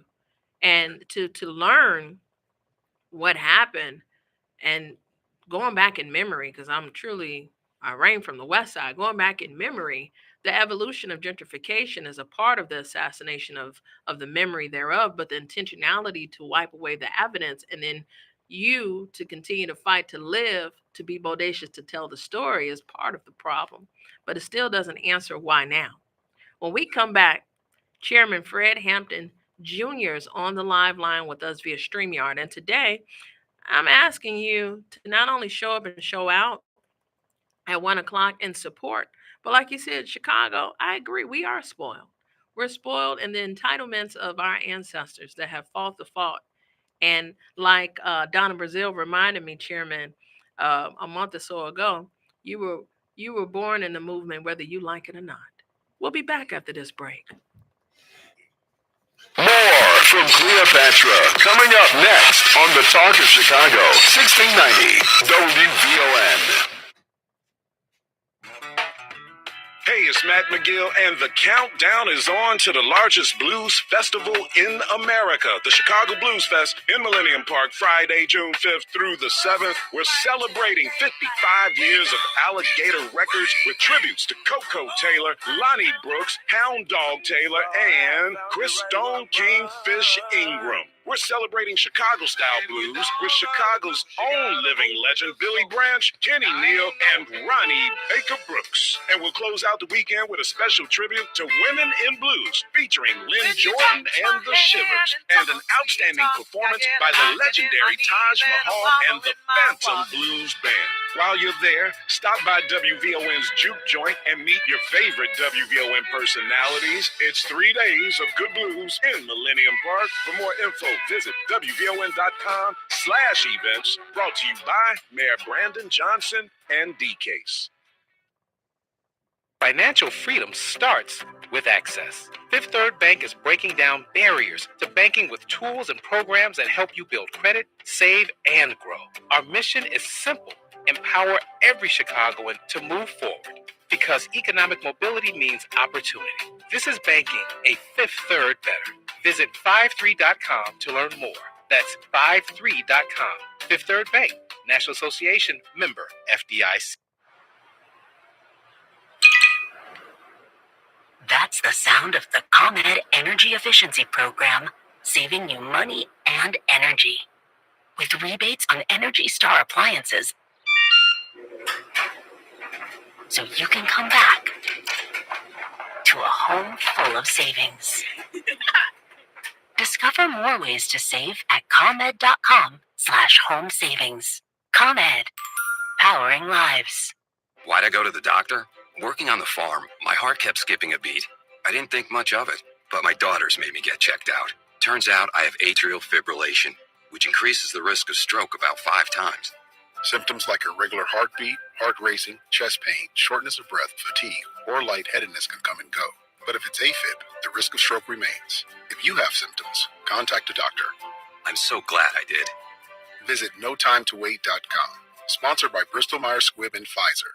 Lots of places can expose you to identity theft, but that's why LifeLock monitors hundreds of millions of data points a second for threats to your identity, which is way more than anyone can do on their own. If they find anything suspicious, like new loans or changes in your financial accounts, they'll alert you right away, all through text, phone, email, or the LifeLock app. Get the alerts that can make all the difference. Save up to 30% off your first year with the promo code BECK. LifeLock.com, 800-LifeLock, 1-800-LifeLock, or LifeLock.com. Use the promo code BECK at LifeLock.com. It's the afternoon show with Atiba Buchanan and LaDonna Ray. Congressman Jonathan Jackson on the line. I saw a meme that said America will come and get you. When it's about the oil, they bombed in Iran, they've got oil. They bombed in Iraq, they've got oil. They bombed in Libya, they've got oil. And now they bombed in Venezuela, they've got oil. And they even came after Diddy because he had oil. Come on, Congressman. What a great setup. That was good. That was good. It's the afternoon show with Atiba Buchanan and LaDonna Ray. Weekdays at 3 p.m. on the Talk of Chicago, 1690 WVON. WVON, traffic and weather now. Things are nice and quiet on the roadways. As you make your way along the Ryan, you'll move along at the posted speed inbound and outbound from downtown to 95th Street and back again. If you're on the Bishop Ford, you're looking at pretty much the posted speed and from I-80, 94 to the Ryan. Outbound, though, we are seeing a bit of a delay. Some road work right between 130th Street and Sibley Boulevard. So we're looking at some really tight traffic there. Otherwise, things are not bad. Tuskegee Airmen Memorial in good shape in both directions. And things are pretty quiet right now along DuSable Lakeshore Drive in both directions. Taking a look at our weather, lots of sunshine. The National Weather Service says we're going to top out somewhere around 74 today. We have a new low tonight now, 52. But still holding steady at 68 at O'Hare. It's 68 in Calumet Heights and 68 degrees here at the Talk of Chicago. That's a look at traffic and weather now. I'm Annette Flournoy on the Talk of Chicago, 1690 WVON. And now back to the Cleopatra Show on the Talk of Chicago, 1690 WVON.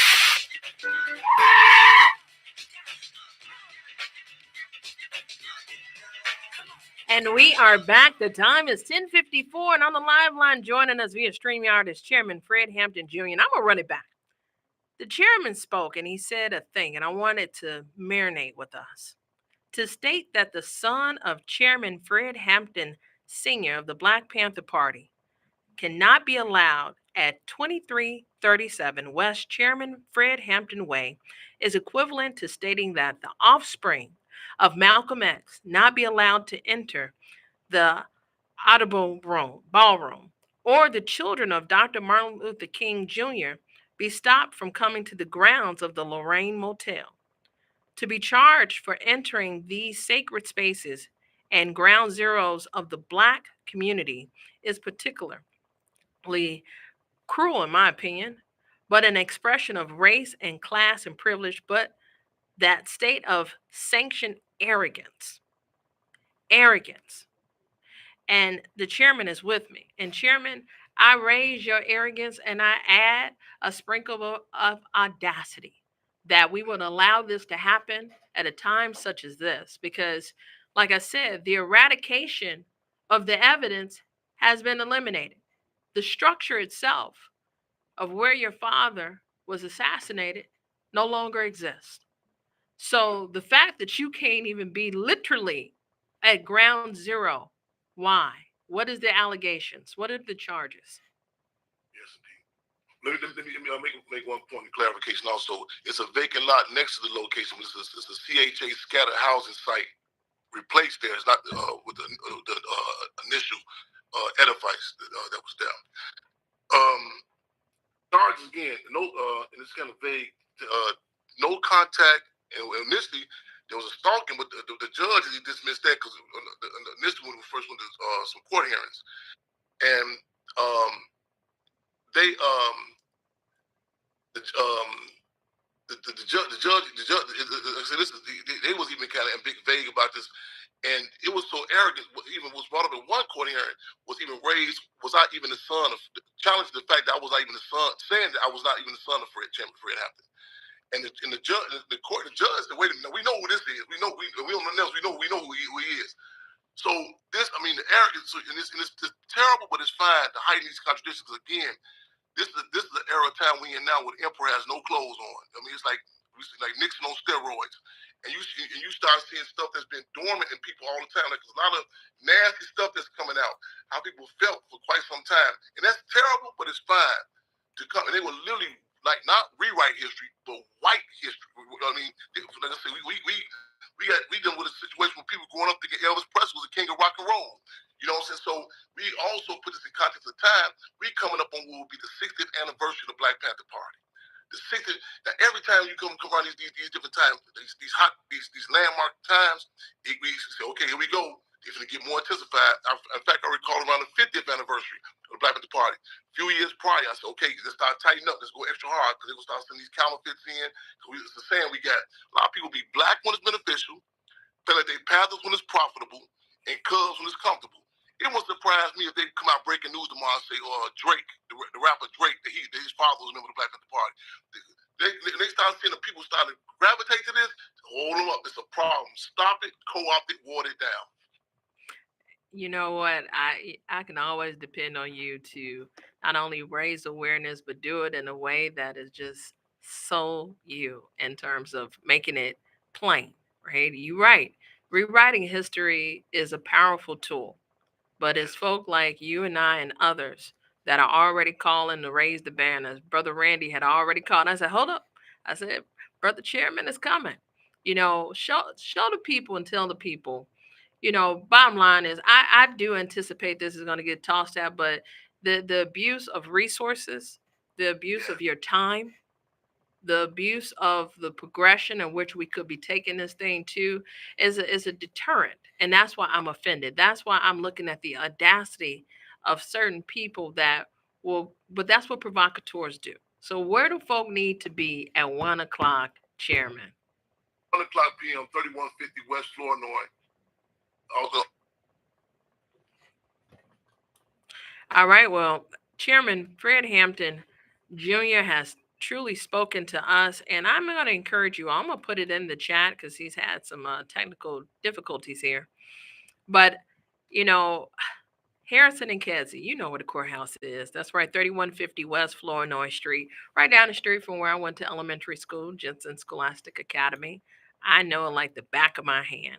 But I anticipate that not only will this be tossed out, but I want us to examine how we're abusing authority and how it continues. And Chairman is pointing out a particular pitter-pattern of when these landmark times come to fruition. We're embarking upon 60 years in the remembrance of the Black Panther Party and the evolution there is. And here we go with another case after case. So how do you tell a man that is the child of Fred Hampton Sr., the chairman, that he can't come to ground zero where his father was assassinated? Make it make sense. Only on the Cleopatra Show. I will continue to report on this. I will have the chairman back with us tomorrow. I do anticipate my hope and my promise is that he'll be victorious. But the abuse of authority and the abuse of audacity in these times are not foreign. You don't want to miss this. I'll take your calls and more. We'll be back after this break.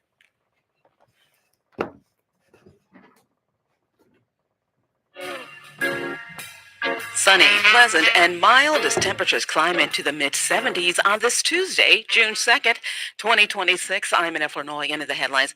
Chicago police are expected to dialogue with a group of Chicago teenagers at a listening party later today on the subject of large gatherings. Governor Pritzker is accepting the fact that the Bears just might leave Illinois after the state legislature failed to approve a bill designed to build a stadium in Arlington Heights. And thoughts continue to pour in following the passing of Spencer Lee Jr., Vice President of Leak & Sons Funeral. National news from the Black Information Network is next on the iHeartRadio app and 1690 AM WVON, Berwyn, Chicago. It's 11:01.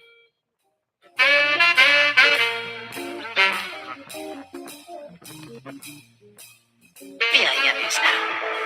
Illinois Senator Dick Durbin delivered his farewell address ahead of retirement. I'm still committed to the DREAM Act, and I hope that you'll join me in that commitment. It was a bipartisan measure, and it should be a bipartisan measure. These DACA people are serving America in so many ways. The 81-year-old longtime Democrat told state lawmakers he'll miss helping people while also warning about growing political divisions. Primary election day is today, and Los Angeles County has more than 600 vote centers open. Voters can cast ballots in person or drop them off, but officials warn it's too late to rely on mail delivery. And the NBA Finals are set with the New York Knicks facing the San Antonio Spurs in a rematch of 1999. Game 1 tips off Wednesday as the Knicks bring an 11-game win streak while the Spurs enter as favorites. Get BIN News now on demand 24/7 on the iHeartRadio app. A lawsuit brought by Black Democratic Congresswoman Joyce Beatty has come to pass, and now President Trump has learned he cannot rename the Kennedy Center or close it for renovations for now. And so we're going to close it, and we're going to make it unbelievable, far better than it ever was. This after a federal judge ruled days ago that the center is to be named for President Kennedy, adding Congress gave the Kennedy Center its name and only Congress can change it. President Trump says peace talks are continuing with Iran at a rapid pace. He made the comment in a Truth Social post yesterday following reports that Iran was stepping away from talks. Iranian state media reported Tehran was ending negotiations and planned to fully block the Strait of Hormuz due to ceasefire violations by the U.S. When asked by NBC News about the report, we've been talking too much, if you want to know the truth. Over the weekend, U.S. Central Command said it targeted Iranian military sites. Primary day is underway. LA's Black Mayor Karen Bass, Council Member Nithya Rahman, and reality TV star turned community advocate Spencer Pratt all chatted with voters over the weekend. We can make Los Angeles affordable, safe, welcoming, raise up our economy, and fix our infrastructure. We've laid a great foundation over 3 years, and now we need to bring it home. Bass at a campaign event. The latest poll from the UC Berkeley Institute of Governmental Studies shows she has a razor-thin lead, 1 percentage point ahead of Rahman and 4 ahead of Pratt. Her momentum stalled in the polls after the Palisades fire, which destroyed thousands of homes, including Pratt's, and a dozen people were killed. If no candidate wins a majority, the top 2 will advance to a runoff in November. Protesters on the streets of Kenya's capital yesterday, they're calling for a government probe into mounting cases of gender-based violence and femicide. Demonstrators walking through the streets of Nairobi holding signs reading "Stop Killing Women." Women's rights organizations have warned of rising cases of gender-based violence and one had declared a national crisis. Police say they had formed a specialized investigative unit bringing together criminal intelligence analysts and forensic experts. They say most gender-based violence cases are linked to domestic disputes and sexual assault. The Federation of Women Lawyers in Kenya says the organization receives about 70 gender-based violence cases every week across its 3 offices in Nairobi, the port city of Mombasa, and the lakeside city of Kisumu. Stay informed, stay connected, and subscribe. Follow VIN News this hour wherever you get your podcasts. I'm Terry McCready for the Black Information Network. Your health is your wealth. Take care of your body now so it can take care of you later. Your health, our community, we're WVON. This summer, we're taking our streets back with peace. The faith community of St. Sabina is calling on the entire city to stand together for the Summer Peace Takeover Friday, June 5th at 7 p.m. Join thousands of Chicagoans for a powerful rally and march for peace featuring special guest, Chicago's own Chance the Rapper. Meet us at St. Sabina, 1210 West 78th Place as communities from across the city come together with one message. Enough is enough. Let's uplift our neighborhoods, empower our youth, and show the nation what unity in Chicago looks like. The first 1,000 people will receive free t-shirts, so bring your family, friends, church groups, and neighbors. This isn't just a march, it's a movement. The Summer Peace Takeover, Friday, June 5th at St. Sabina. Peace starts with us. Chicago, be there. Reducing sodium in your diet can help lower blood pressure and reduce strain on your kidneys. And that's your healthy reminder. This healthy reminder is sponsored in part by the National Kidney Foundation of Illinois. Hey Alexa, play WVON 1690 AM. Getting WVON 1690 AM station from iHeartRadio. Try it out for yourself. America is listening to WVON.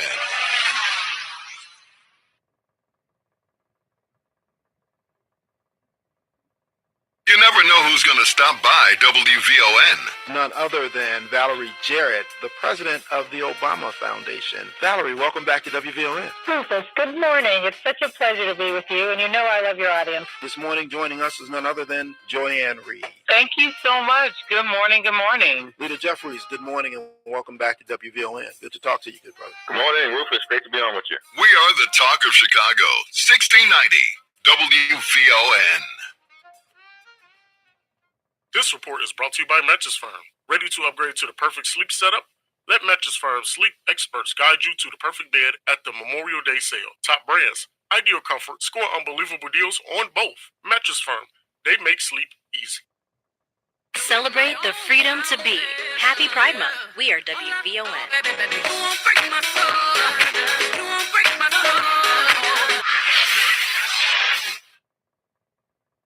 Live from the Xfinity Studios at WVON, it's the Cleopatra Show on Chicago's essential storyteller, 1690 WVON. When I was about 15 years old, I was in love with this girl called Sue. Now, Sue lived across the railroad track in my hometown. See, I know somebody saying to themselves, Bobby Rush, who is Sue? Well, let me tell you something about Sue right here. Sue, she's a good one. Oh, Sue, cross my heart and swear she's a good one.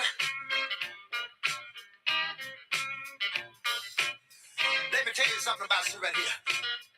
She's 36. 24, 43, maybe just a little bit more. She's a good one. Tell y'all, Sue's a good one. You see, my daddy, he's a preacher. He told me, said, Bobby Rush, you ought to leave old Sue alone. Then my mother told me one day, she said, Bobby Rush, she said, the whole neighborhood laughing at you. Because Sue ain't done nothing but making a fool out of you and using you, boy. So I sit my mother down. I said, Mama, I said, everybody call me a fool. But everybody's somebody's fool. And we are back. The time is 11:10. Everybody's somebody's fool. Listen, I am so excited for tomorrow.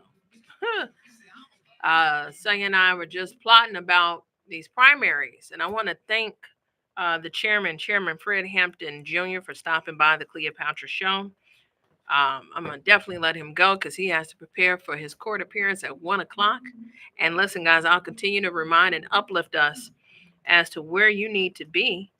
I'll tell you again, at Harrison and Kedzie courtroom at 1 o'clock today, 3150 West Flournoy.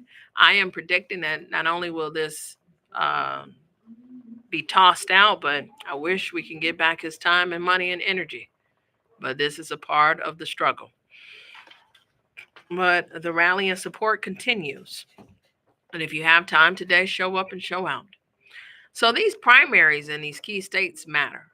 And we're going to do an expose of them tomorrow just for you. So stand back and stand by, as your president will say. But now, I have the privilege. It has been a blast to acknowledge the Blues Fest. In fact, we're going to spill a little tea, for those that want to come hang out with me, kicking off this Blues Fest pretty strong. And WVON is your ticket to Chicago's Blues Fest. And Friday, I'll be hanging out there, so I want to see you all. But I'm interested to receive the 9th caller.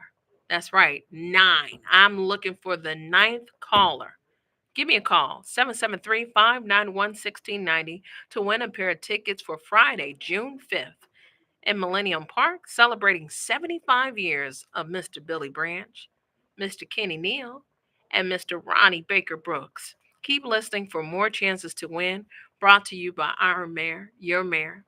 That's right, the mayor of the best freaking city, Mayor Brandon Johnson, and DCASE, the Department of Cultural Affairs and Special Events. Now, while I'm looking for that ninth caller, because I want to give you a pair of tickets. I need to be in your business, though. I want to know what you're wearing, who you bringing, and who you looking for. Because some folks are coming just to lay eyes on Billy Branch, and other folks saying, where Ronnie at? Now, WVON is on the move, and we want you with us. From the Blues Fest to Spinning the Black, we've got a full calendar of events across the city of Chicago, and we're looking for a few volunteers. Join the WVON street team and be a part of the movement. Space is limited, but spots will fill fast. So today, you can email us at volunteer. That's right, VOLUNTEER at WVON.com. That's volunteer, WVON.com, and be a part of our street team. We're looking for a few good people. Now, meanwhile, while I'm looking for the ninth caller, I want to talk to Nawaji. Nawaji, talk to me. Welcome to WVON. Hi, Cleopatra. How are you doing? I'm in good spirits. It's a turbulent Tuesday. I'm buckled up, Buttercup. Okay. I heard Brother Fred on the radio. I caught like the tail end of it. Mm-hmm. So I don't know everything he said, but I think that this is not a good thing. And I was in the house when Fred and Mark were fascinated, and I very seldom say it because that's just me, and that's just me. So anyway,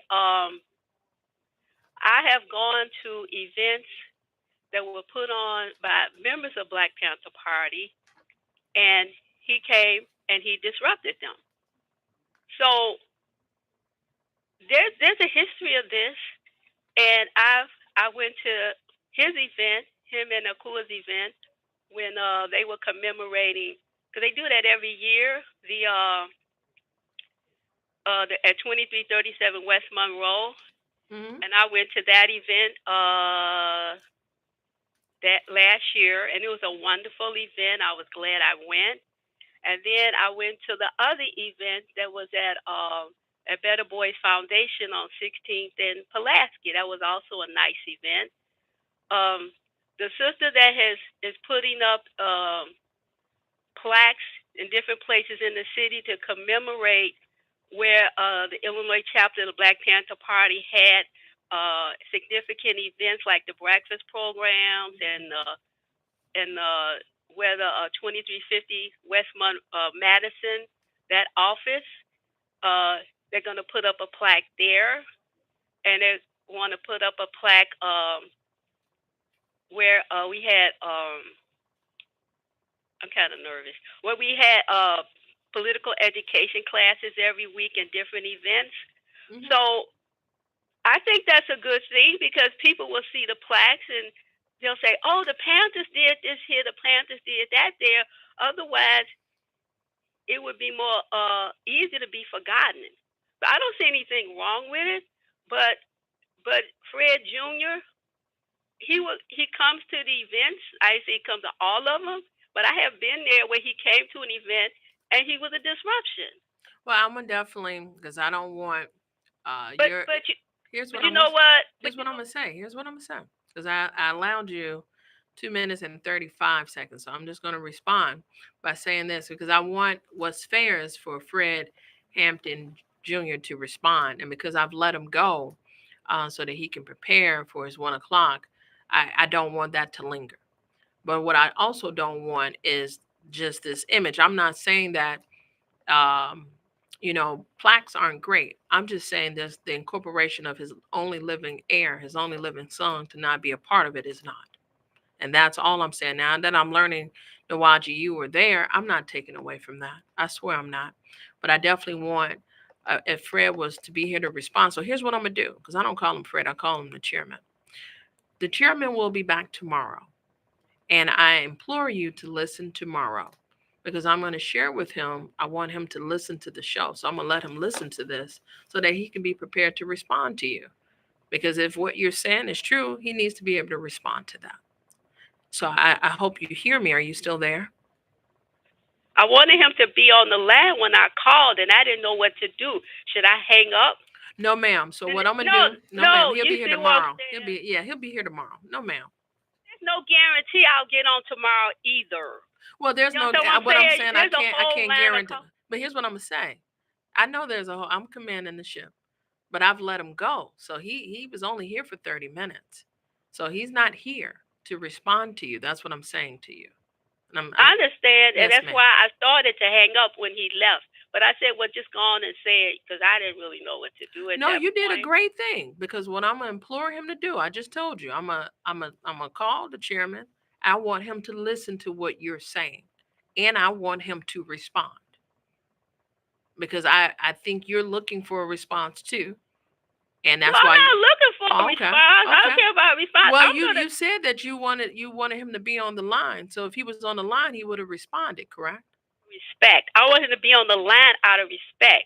Not because, you understand what I'm saying? Yes, so what I'm saying, hopefully I'll see him today and I can tell him. But what I want to tell you is that when you have programs about the Black Panther Party, there are numerous people that were in the Panthers. Mm-hmm. They sacrificed and did wonderful work. But why you don't have?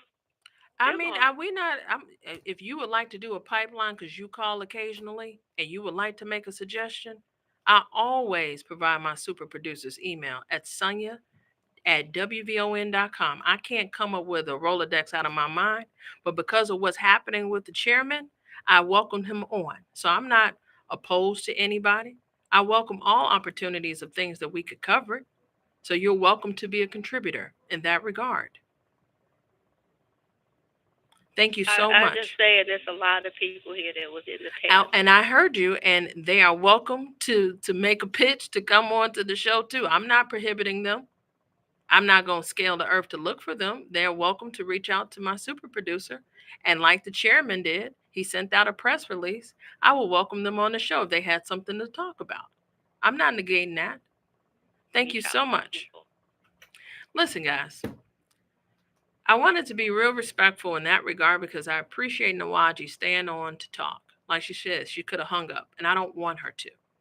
Like she said, she'll see the chairman and tell him to his face. That's fine too, right? But I wish he could have stayed, but he definitely gave us 30 minutes, and he has to prepare for actual court hearing. So that's cool, right?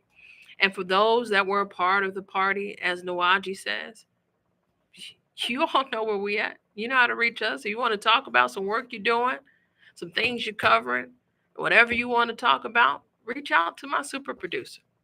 So it's not, why don't I have them on? I'm not looking for them. It is news to be covered 24/7. And usually it's the hottest of the hottest that we're bringing, right? But if it's something that is of value that you want us to pay attention to, you're welcome to be a contributor. I'm not taking that away. I'm not taking away her iteration of how the chairman may or may not behave. But what I can't do is allow that to stand and he not be able to respond to it. So I meant what I said. I'm going to ask the chairman to listen to her response.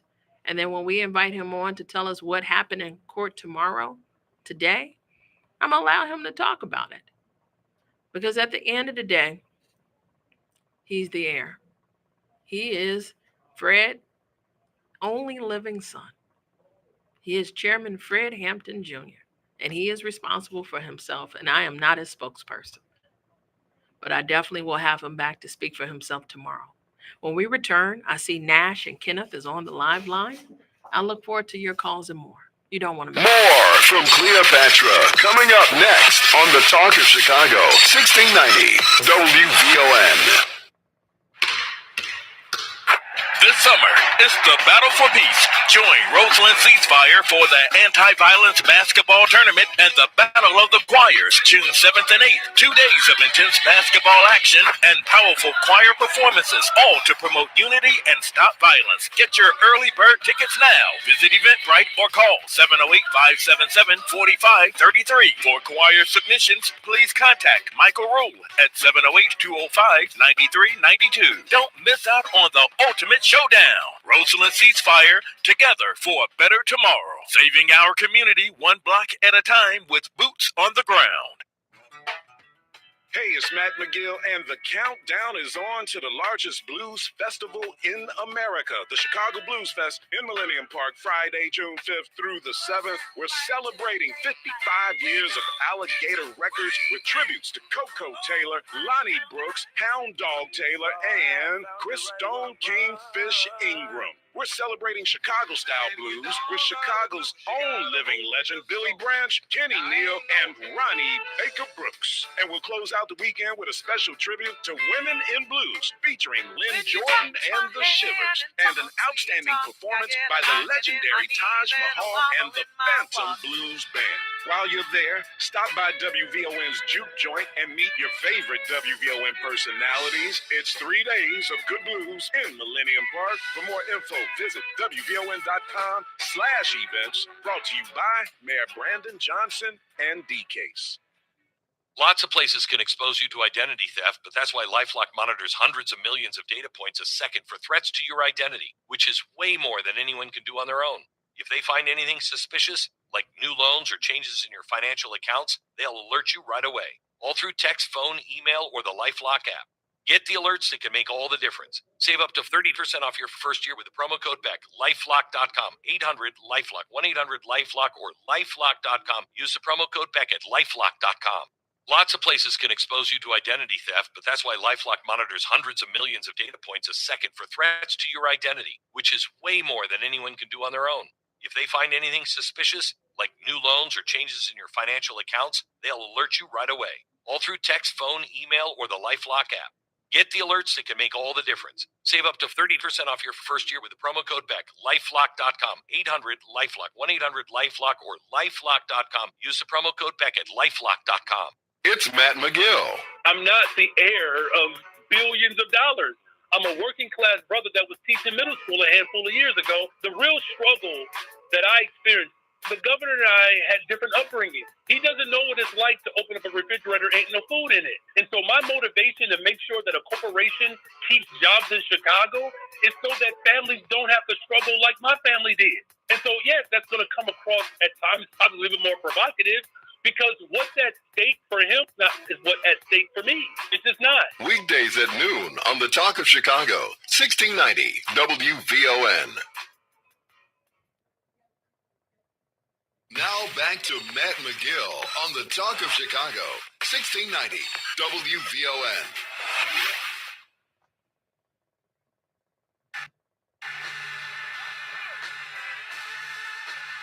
Before you come back on, we do have a live read for the webinar. This certainly ain't Matt McGill's show. Matt is on at noon, guys, but I have a ticket winner on the live line, and I got to be nosy. Let's talk to Kenneth. Kenneth, talk to me. Welcome to WVON. Hello, how y'all doing? I'm in good spirits. So you my winner, huh? I'm a winner, and I hope I get a chicken dinner. I'm trying to tell you, what's your favorite piece? Is it leg, thigh, breasts? What you want? Wings? Oh man, wings, definitely wings. Yeah. Why black people love wings so much? Yeah, wings just because you can grill them and chill them, and you can boil them, you can bake them, you can do all types of things with wings. They're so tender and they're easy to hold. I'm outnumbered in my house. They love some wings around me. It ain't enough meat to eat. So tell me this. What you wearing to the Blues Fest? You know what? It all depends what this weather gonna do. You know what I mean? It's a little bipolar. Yeah, you know, this weather is iffy. So I mean, I want to wear I got a whole nice Converse outfit that I just bought. So I'm probably gonna wear that. Look Me at and you. the wife. Okay, so it's a wife. You got that wife life. That's what you're bringing. Yeah, you already know. Excellent. We down with the blues. Now, how long you been married? I've been married now for 36 years. Woo! What's the secret? What's the secret to the sauce? You know what this guy told me a long time ago when I went to church. I asked him the same, and he had been married at that time 50 years. And he grabbed my hand and he looked me in the eye and he said, "Hang on in there." And he said it like with authority, passion. And that's it. He said, "Hang on in there." That's it. Hang on in there, huh? Yeah, hang on in there. And that's what I've been doing. All right. Now here's what I'm give you the charge. I want y'all to look for me now.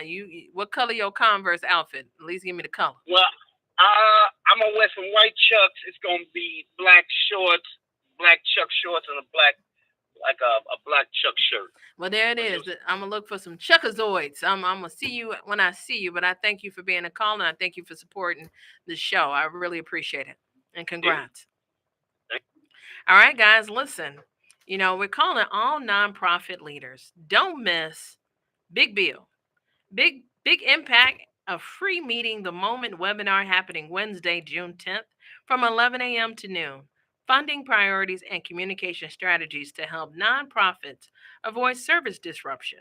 Register now at eventbrite.com. Meeting the Moment is powered by the Chicago Community Trust. And I'm going back to the phone lines, guys. Let's talk to Nash. Nash, talk to me. Welcome to WVON. Good morning, Cleopatra. It's so wonderful to get a chance to talk to you. I'm Nash from Canton, Mississippi. Now, I connect the dots with Fred. In Canton, I was in NAACU Council in the 60s and learned a little bit about our struggle and our fight. To fast forward to here, when I graduated from high school, I came to Chicago in 1969, the same year that Fred Hampton's father got assassinated. And I used to catch the bus to Argo, Illinois, where I worked at the big corn plant, and met his mother and father and his brother Bill. This is to encourage him. And for many years after all of that happened, to back up on the bus, I used to see the house, Cleopatra, all shot up. We had the great shopping center for you young people at 63rd and Halstead. And the house was right from the shopping center. When I would be on the bus, I was seeing where they shot it all up. Heard about it on the news. But to wrap everything up, Miss Hampton used to make great pies. And after that, his mother, Idella, one of the two eyes. And after that, for years, she had a great coming together every year in the fall to celebrate what her great son did. And I went to that celebration many times. So I am saying that he came from good stock. Any of us can make mistakes or not do everything we want them to do, but some of us need to do a lot more. With that, I encourage this young man to keep going.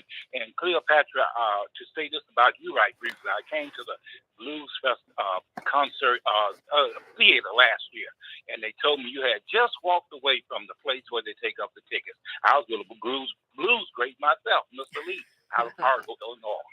So with all of that, that's my little story for you, and I appreciate you complimenting me about one of the times I called in. I don't call all the time, but when I do call, it really made me feel good when you said, that was a nice comment he gave. I remember him calling. Absolutely. And I love when you call. Listen, guys, we're going to have some special announcements, but I'll be hanging out in and around the Blues Fest. I look forward to it. Like I said, Mavis Staples, that was the it for me. She was the it girl. But it is a time to be held. So much to learn, so much to do. But life is to be lived, and I look forward to living it with you. So all the winners on my show, you know your assignment. Now you're gonna come suited and booted despite this bipolar weather. I love it. So when we come back, guys, June is Gun Violence Awareness Month, and in my ward, in my community, actually, in my neighborhood, a life was lost. And I get so emotional. I wanted to cover the story, but I just couldn't because I have a 2-year-old. I got one of every age group damn near, but I have a 2-year-old. And this baby got a hold to a gun and accidentally shot himself. And I was so hurt.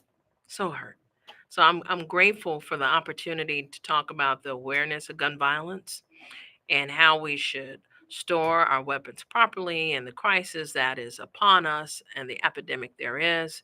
And I get to talk it out with Dr. Michael Levas when we return. Right. So there's some There's constantly something happening, particularly in this country, because gun violence is definitely an epidemic. You don't want to miss this.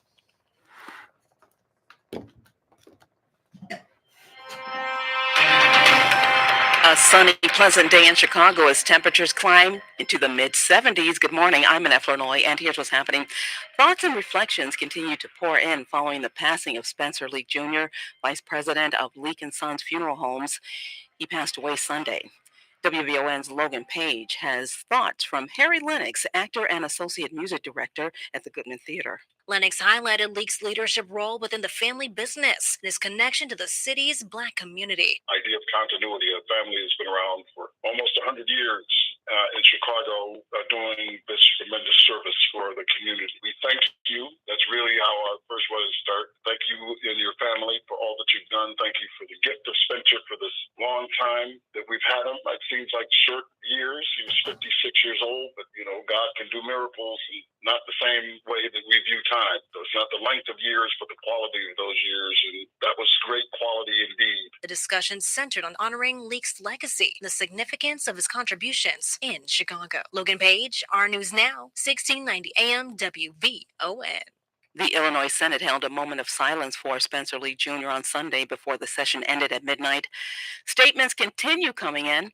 WVON's President Melody Span Cooper says she considers the Leaks one of the Black community's best friends, loving, giving, and sharing. Chicago Mayor Brandon Johnson says Spencer's impact extended far beyond the funeral profession. He was a steward of community, a champion of service, and a proud representative of a family. And Congressman Danny Davis says Spencer Leak Jr.'s life was defined by service, passion, and an unwavering commitment to the people of Chicago. Well, now that state lawmakers failed to agree on a new Bears stadium, folks are wondering if a team will have a future here in Illinois. Well, there's disappointment all the way around, starting with the mayor of Arlington Heights. He spoke at a village meeting yesterday. Lennox highlighted Leak's leadership role within the... Unfortunately, I believe the ball was dropped. So I don't mean to be rude. I don't mean to point fingers at anyone in particular. I know a lot of folks tried really hard, but it just didn't happen yet. And I say the word yet because I don't think the game is over. Governor Pritzker was hoping for a different outcome as well. So I don't want the Bears to leave Illinois, and I've worked very hard to make sure that they stay. Indeed, my original focus had been keeping them in the city of Chicago. In spite of everything, Mayor Brandon Johnson is still hopeful that they'll stay in Chicago. So I don't want the Bears to leave Illinois, and I've worked very hard. I am still ready to have conversations with all of our stakeholders to keep the Bears right here in Chicago. Again, the only viable plan for a publicly owned stadium was the one that I presented. Now, the Bears organization has made it clear that their only choices are between Arlington Heights and Hampton, Indiana. Well, apparently there is still a chance for Illinois. That is, if the General Assembly holds a special summer session to take up the issue. Now, in order for the bill to pass, it would need a supermajority of the vote. Meanwhile, all of this is making Hampton, Indiana feel pretty good. And later today, a Chicago community health group is bringing teens to the table to talk about those so-called planned teen takeovers. The youth-centered listening session is designed to give young people a space to talk about their perspectives and to hear their thoughts about solutions. Violence interrupters as well as Chicago police are invited and are expected to attend. They will talk about safety and ways to keep large gatherings from turning violent.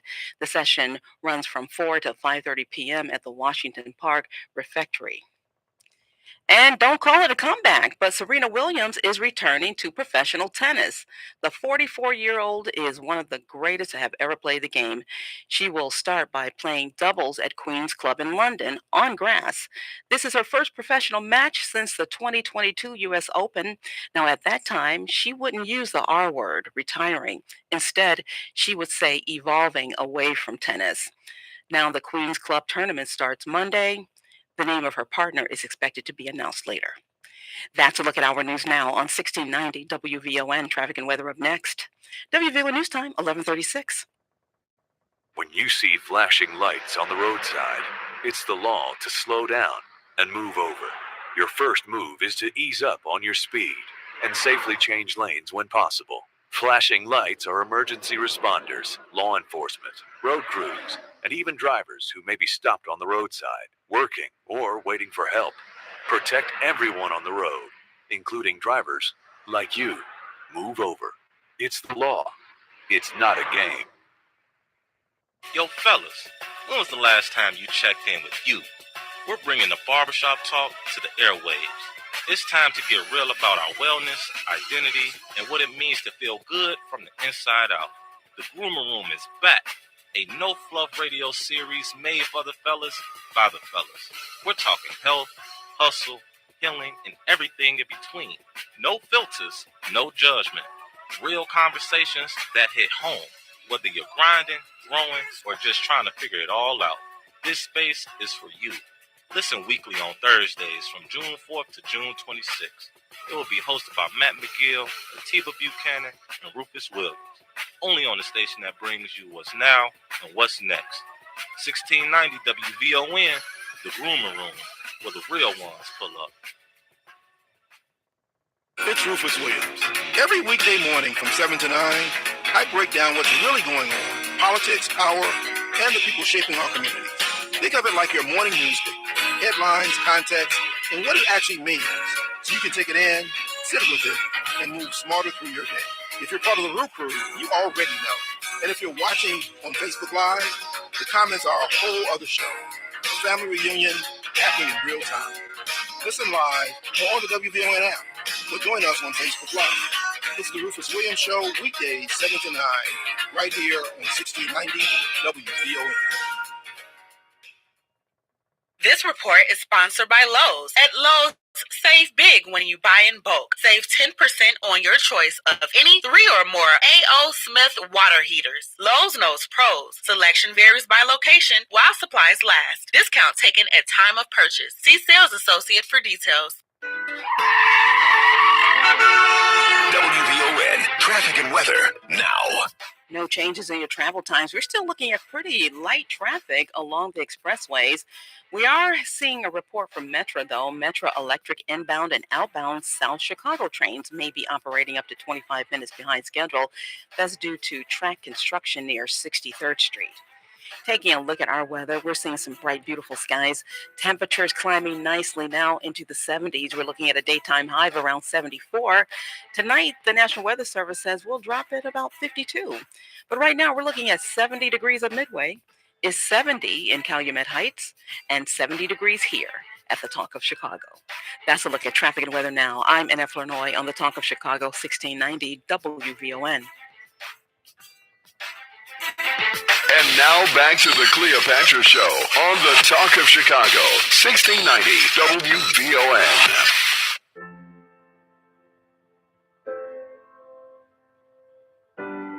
Okay, so before we come over, can I ask a few questions? Yeah, sure. Do you have any pets? Yes, we have a dog, but she's little. Do you have any unlocked guns around the house? We do have a gun, but it's stored securely, locked in a safe that the kids can't access. I appreciate you asking. Yeah, of course. So does Friday work? Sounds good to me. All right, we'll bring pizza. The Talk of Chicago, 1690 WVON. I'll play the PSA. You're good to go. And we are back. The time is 11:40. And you heard it.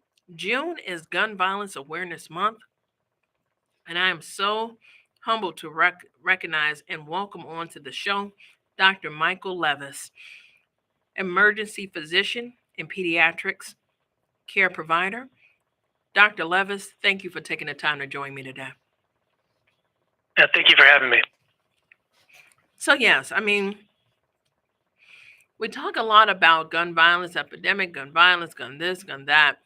I just lost a 2-year-old in my community that found a gun and accidentally shot himself to death. And we're constantly covering these type of stories. And here it is, agree to agree. Break down this ad and this campaign to help parents. What is it vested in and what can we do with it? Well, first of all, I'm very sorry for your community's loss. Unfortunately, there are too many of our young kids dying due to firearm injuries. For the past 4 years, firearms have been the number one killer of our kids across the United States. And as an emergency room physician, I have to tell families they've lost their child more from firearm injuries than anything else, asthma, cancer, you name it. This ad that you heard is put together by the Ad Council in partnership with Northwell Health. And really what it is the healthcare sector and the Ad Council coming together and figuring out how we can start encouraging people to talk about safe solutions, encouraging people to talk about how we can prevent firearm injuries and deaths, and how we can stop the tragedies.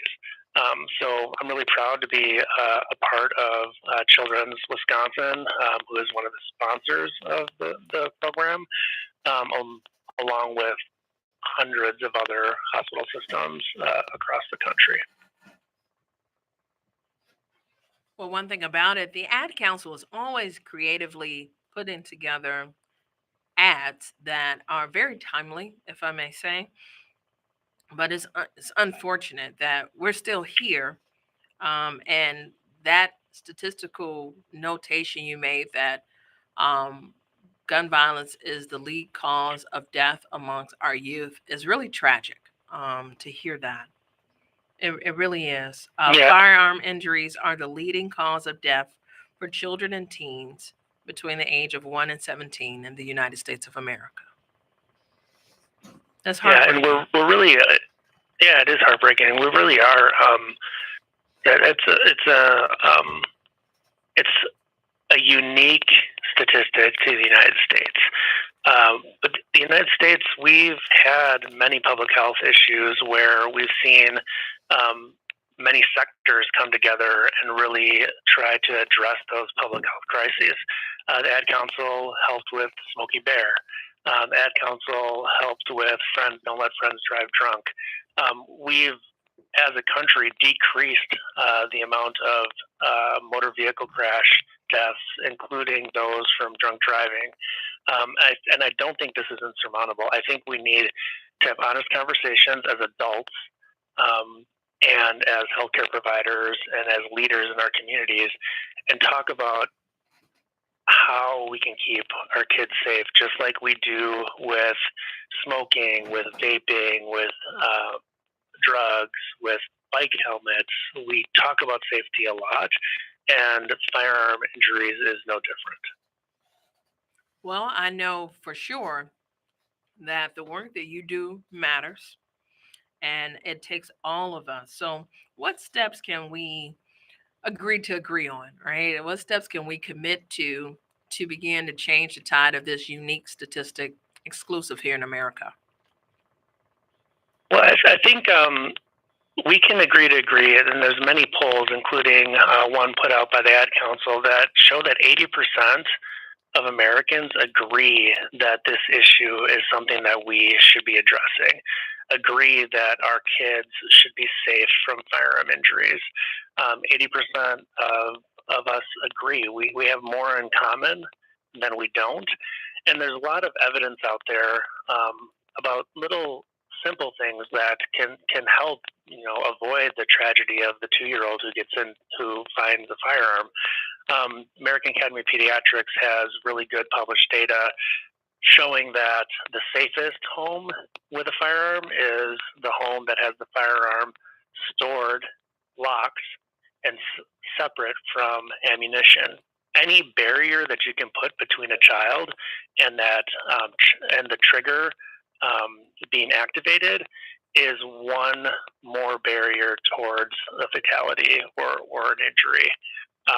We also know that talking to our teens about mental health and helping them navigate, the social stressors that are reality for a lot of our youth, really is protective. We know that if we have a youth that is, having depression, mental health issues, having a gun in that home increases their risk of death from suicide.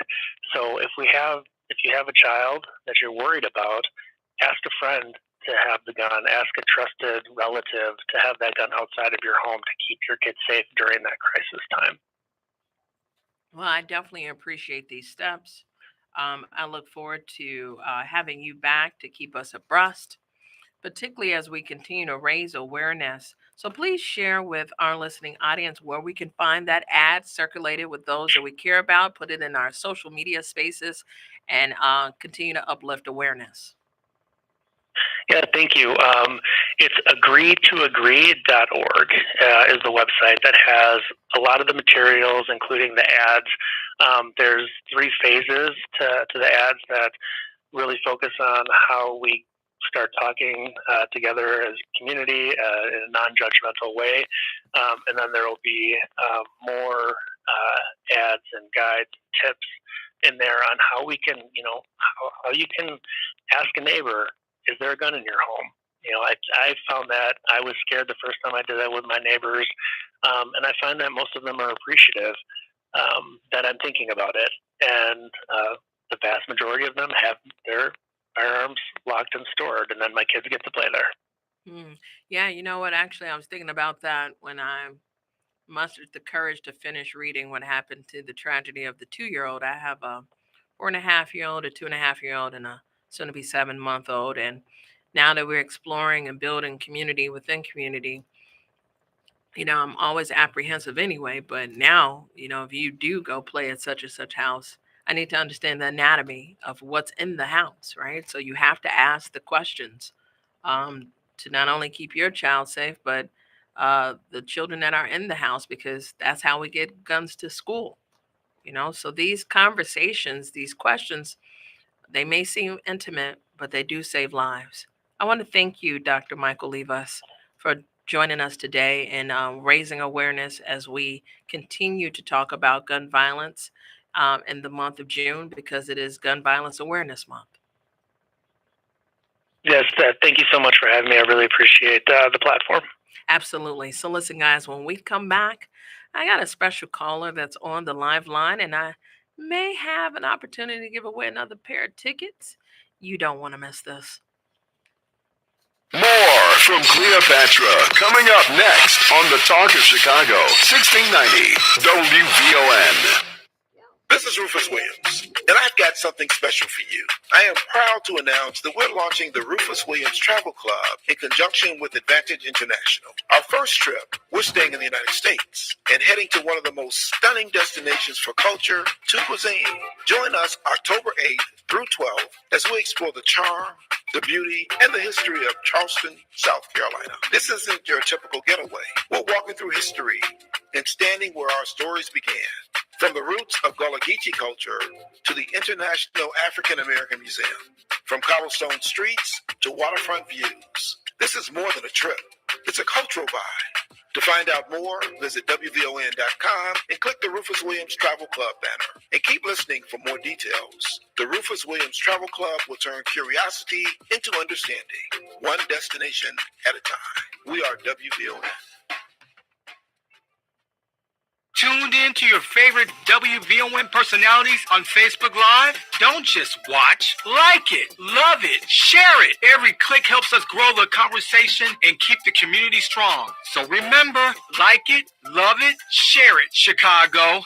Hey Alexa, play WVON 1690 AM. Getting WVON 1690 AM station from iHeartRadio. Try it out for yourself. America is listening to WVON.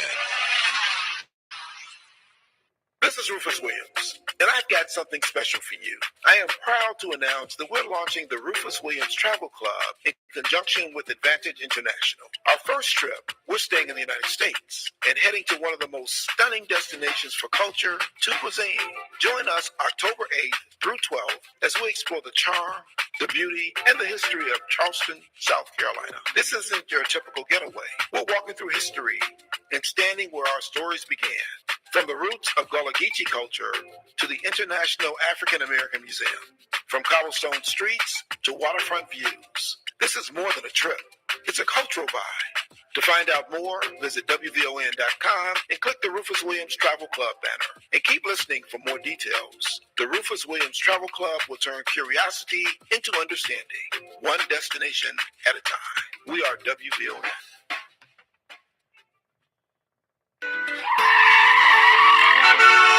WVON traffic and weather now. No changes in your travel time. Still looking at light volumes of traffic across the board. We are tracking a couple incidents right now on the Kennedy. There's an accident on the exit ramp on the inbound side at Fullerton. You want to look out for that. And also Metro is still reporting some delays inbound and outbound. The South Chicago trains may be operating up to 25 minutes behind schedule due to track construction near 63rd Street. Taking a look at our weather, sunny and pleasant today. Temperatures are expected to climb into the 70s. 74 is our official high, 52 our low tonight. We've made it up to 71 at O'Hare. It's 71 in Matheson and 71 degrees here at the Talk of Chicago. That's a look at traffic and weather now. I'm NF Lenoy on the Talk of Chicago, 1690 WVON. And now back to the Cleopatra Show on the Talk of Chicago, 1690 WVON.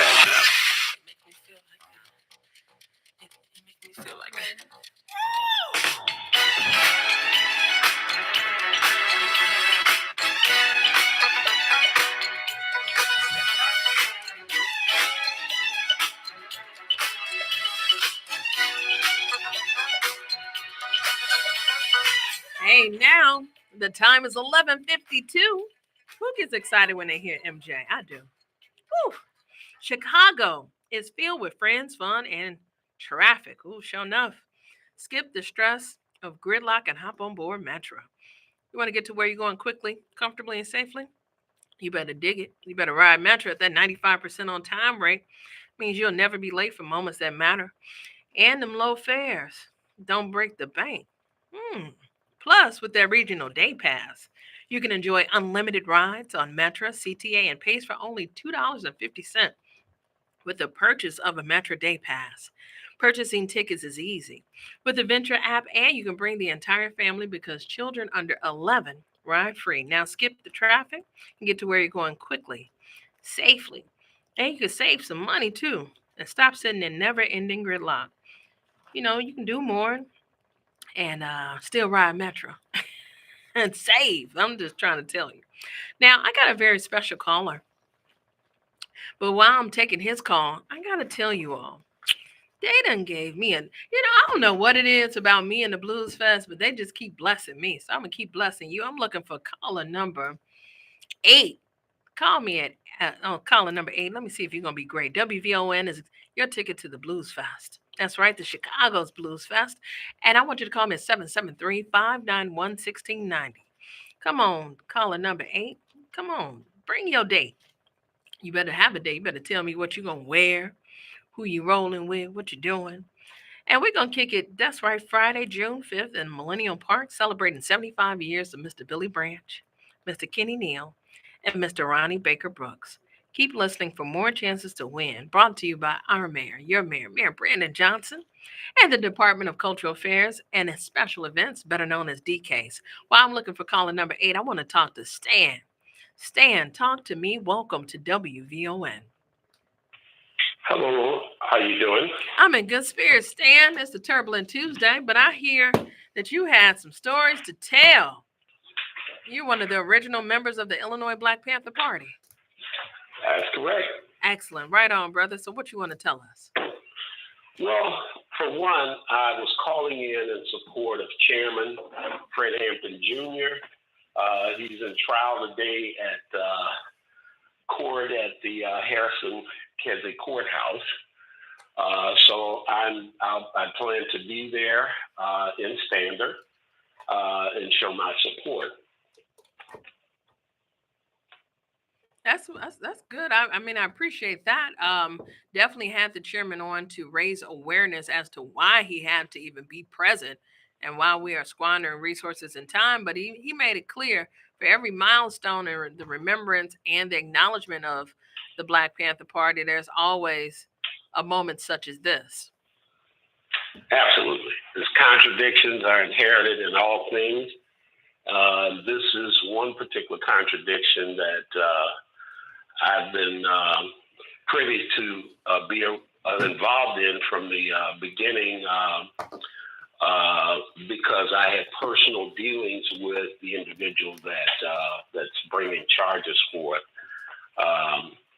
So we were part of the Hampton House, saving the Hampton House. And then she came in later to take part in that, and then ultimately sabotage the emails and passcodes and that type of thing. And this thing has just been going on to the extent where there's an attack on the legacy. There's been an attack on the legacy of the chairman, Sr., by individuals that want to take that legacy and harness it for their very own, and negate the fact that Chairman Jr. is the son of Chairman Anna Corden and Jerry. And those individuals know that. We all served in the same organization. I joined the party at the age of 15. I served as a bodyguard for Bobby Rush, the security detail, as well as Huey Newton, who is one of the co-founders. So I know this stuff like birth to abortion. I was the last member to close up the office in 1974 over on 43rd in Indiana before I transferred out to Oakland, California. So I know the details very deeply. When Chairman was incarcerated, I went to pick him up from the Stateville penal institution. I've had a very long-standing relationship and support while he was locked up. I worked with his mom when they had the Hulu House on 54th in South Halsted. So they've been very, very instrumental in keeping that legacy alive and not letting it be hijacked by individuals that, in my opinion, have ulterior motives. So. Well, one thing about it, I appreciate you being both institutional knowledge and steadfast in your commitment. And where do folks need to be at 1 o'clock today to support Chairman Fred? Okay. Harrison and Kedzie Courthouse. All right. 1 o'clock. All right. Yeah. Well, thank you so much. I really You're appreciate you welcome. calling. Listen, guys, do we have the 8th winner on the live line? Oh. They hung up. His name is Andre Smith. Andre Smith, there better not be the Andre Smith I know. Andre, I love when you call, but you know you It's definitely him. was it? All right, Andre, you get a pass because you're a fan of the TCS. Okay, I ain't mad at you, but you better call tomorrow, and I want to know what you're wearing because I know where you live. So, listen, guys, it's been a blast to be with you for Turbulent Tuesday. Now tomorrow's Fired Up Wednesday. And there are some primaries: California, Iowa, New Mexico, New Jersey. Woo! I'm gonna get my black girl Kornacki on. I'm gonna go to the whiteboard tonight. I'm finna lock and load with MS Now. I'm gonna do some correlation data on my own on the side. I will be praying over the primary of Karen over there in LA. I think that is going to be something to watch. But 61 candidates for governor. 61. I don't know about you, but I always get excited for election days. I look forward to election nights, and I look forward to election day morning with you, the aftermath, right? So we're going to talk this out tomorrow because I'm going to explain why does it matter? You know, it's always boiling down to why should I care? You're going to care about the terrain. You're going to care about 8 o'clock tonight because there's some betting horses. There's some dark forces riding, and we're going to see who comes with the cavalry. Meanwhile, I invite you to join me to hang out with me at the LSC tonight for Hyde Park. That's right, 6220 South Stony Island. I'll be there at 5:30. Doors open at 6. You care about the youth. You care about mental health and awareness. You care about what they care about. Then turn up. Stop talking about these teen takeovers and come take over one of these schools. Come be a part of the community and come fight for what the youth said that they want and what they definitely deserve. And they deserve that and more. I look forward to reporting back to you tomorrow at 9 a.m. only on the Cleopatra Show. Pleasant as temperatures climb into the mid-70s on this Tuesday, June 2nd, 2026. I'm Annette Flournoy in the headlines. The Chicago police officers are expected to die.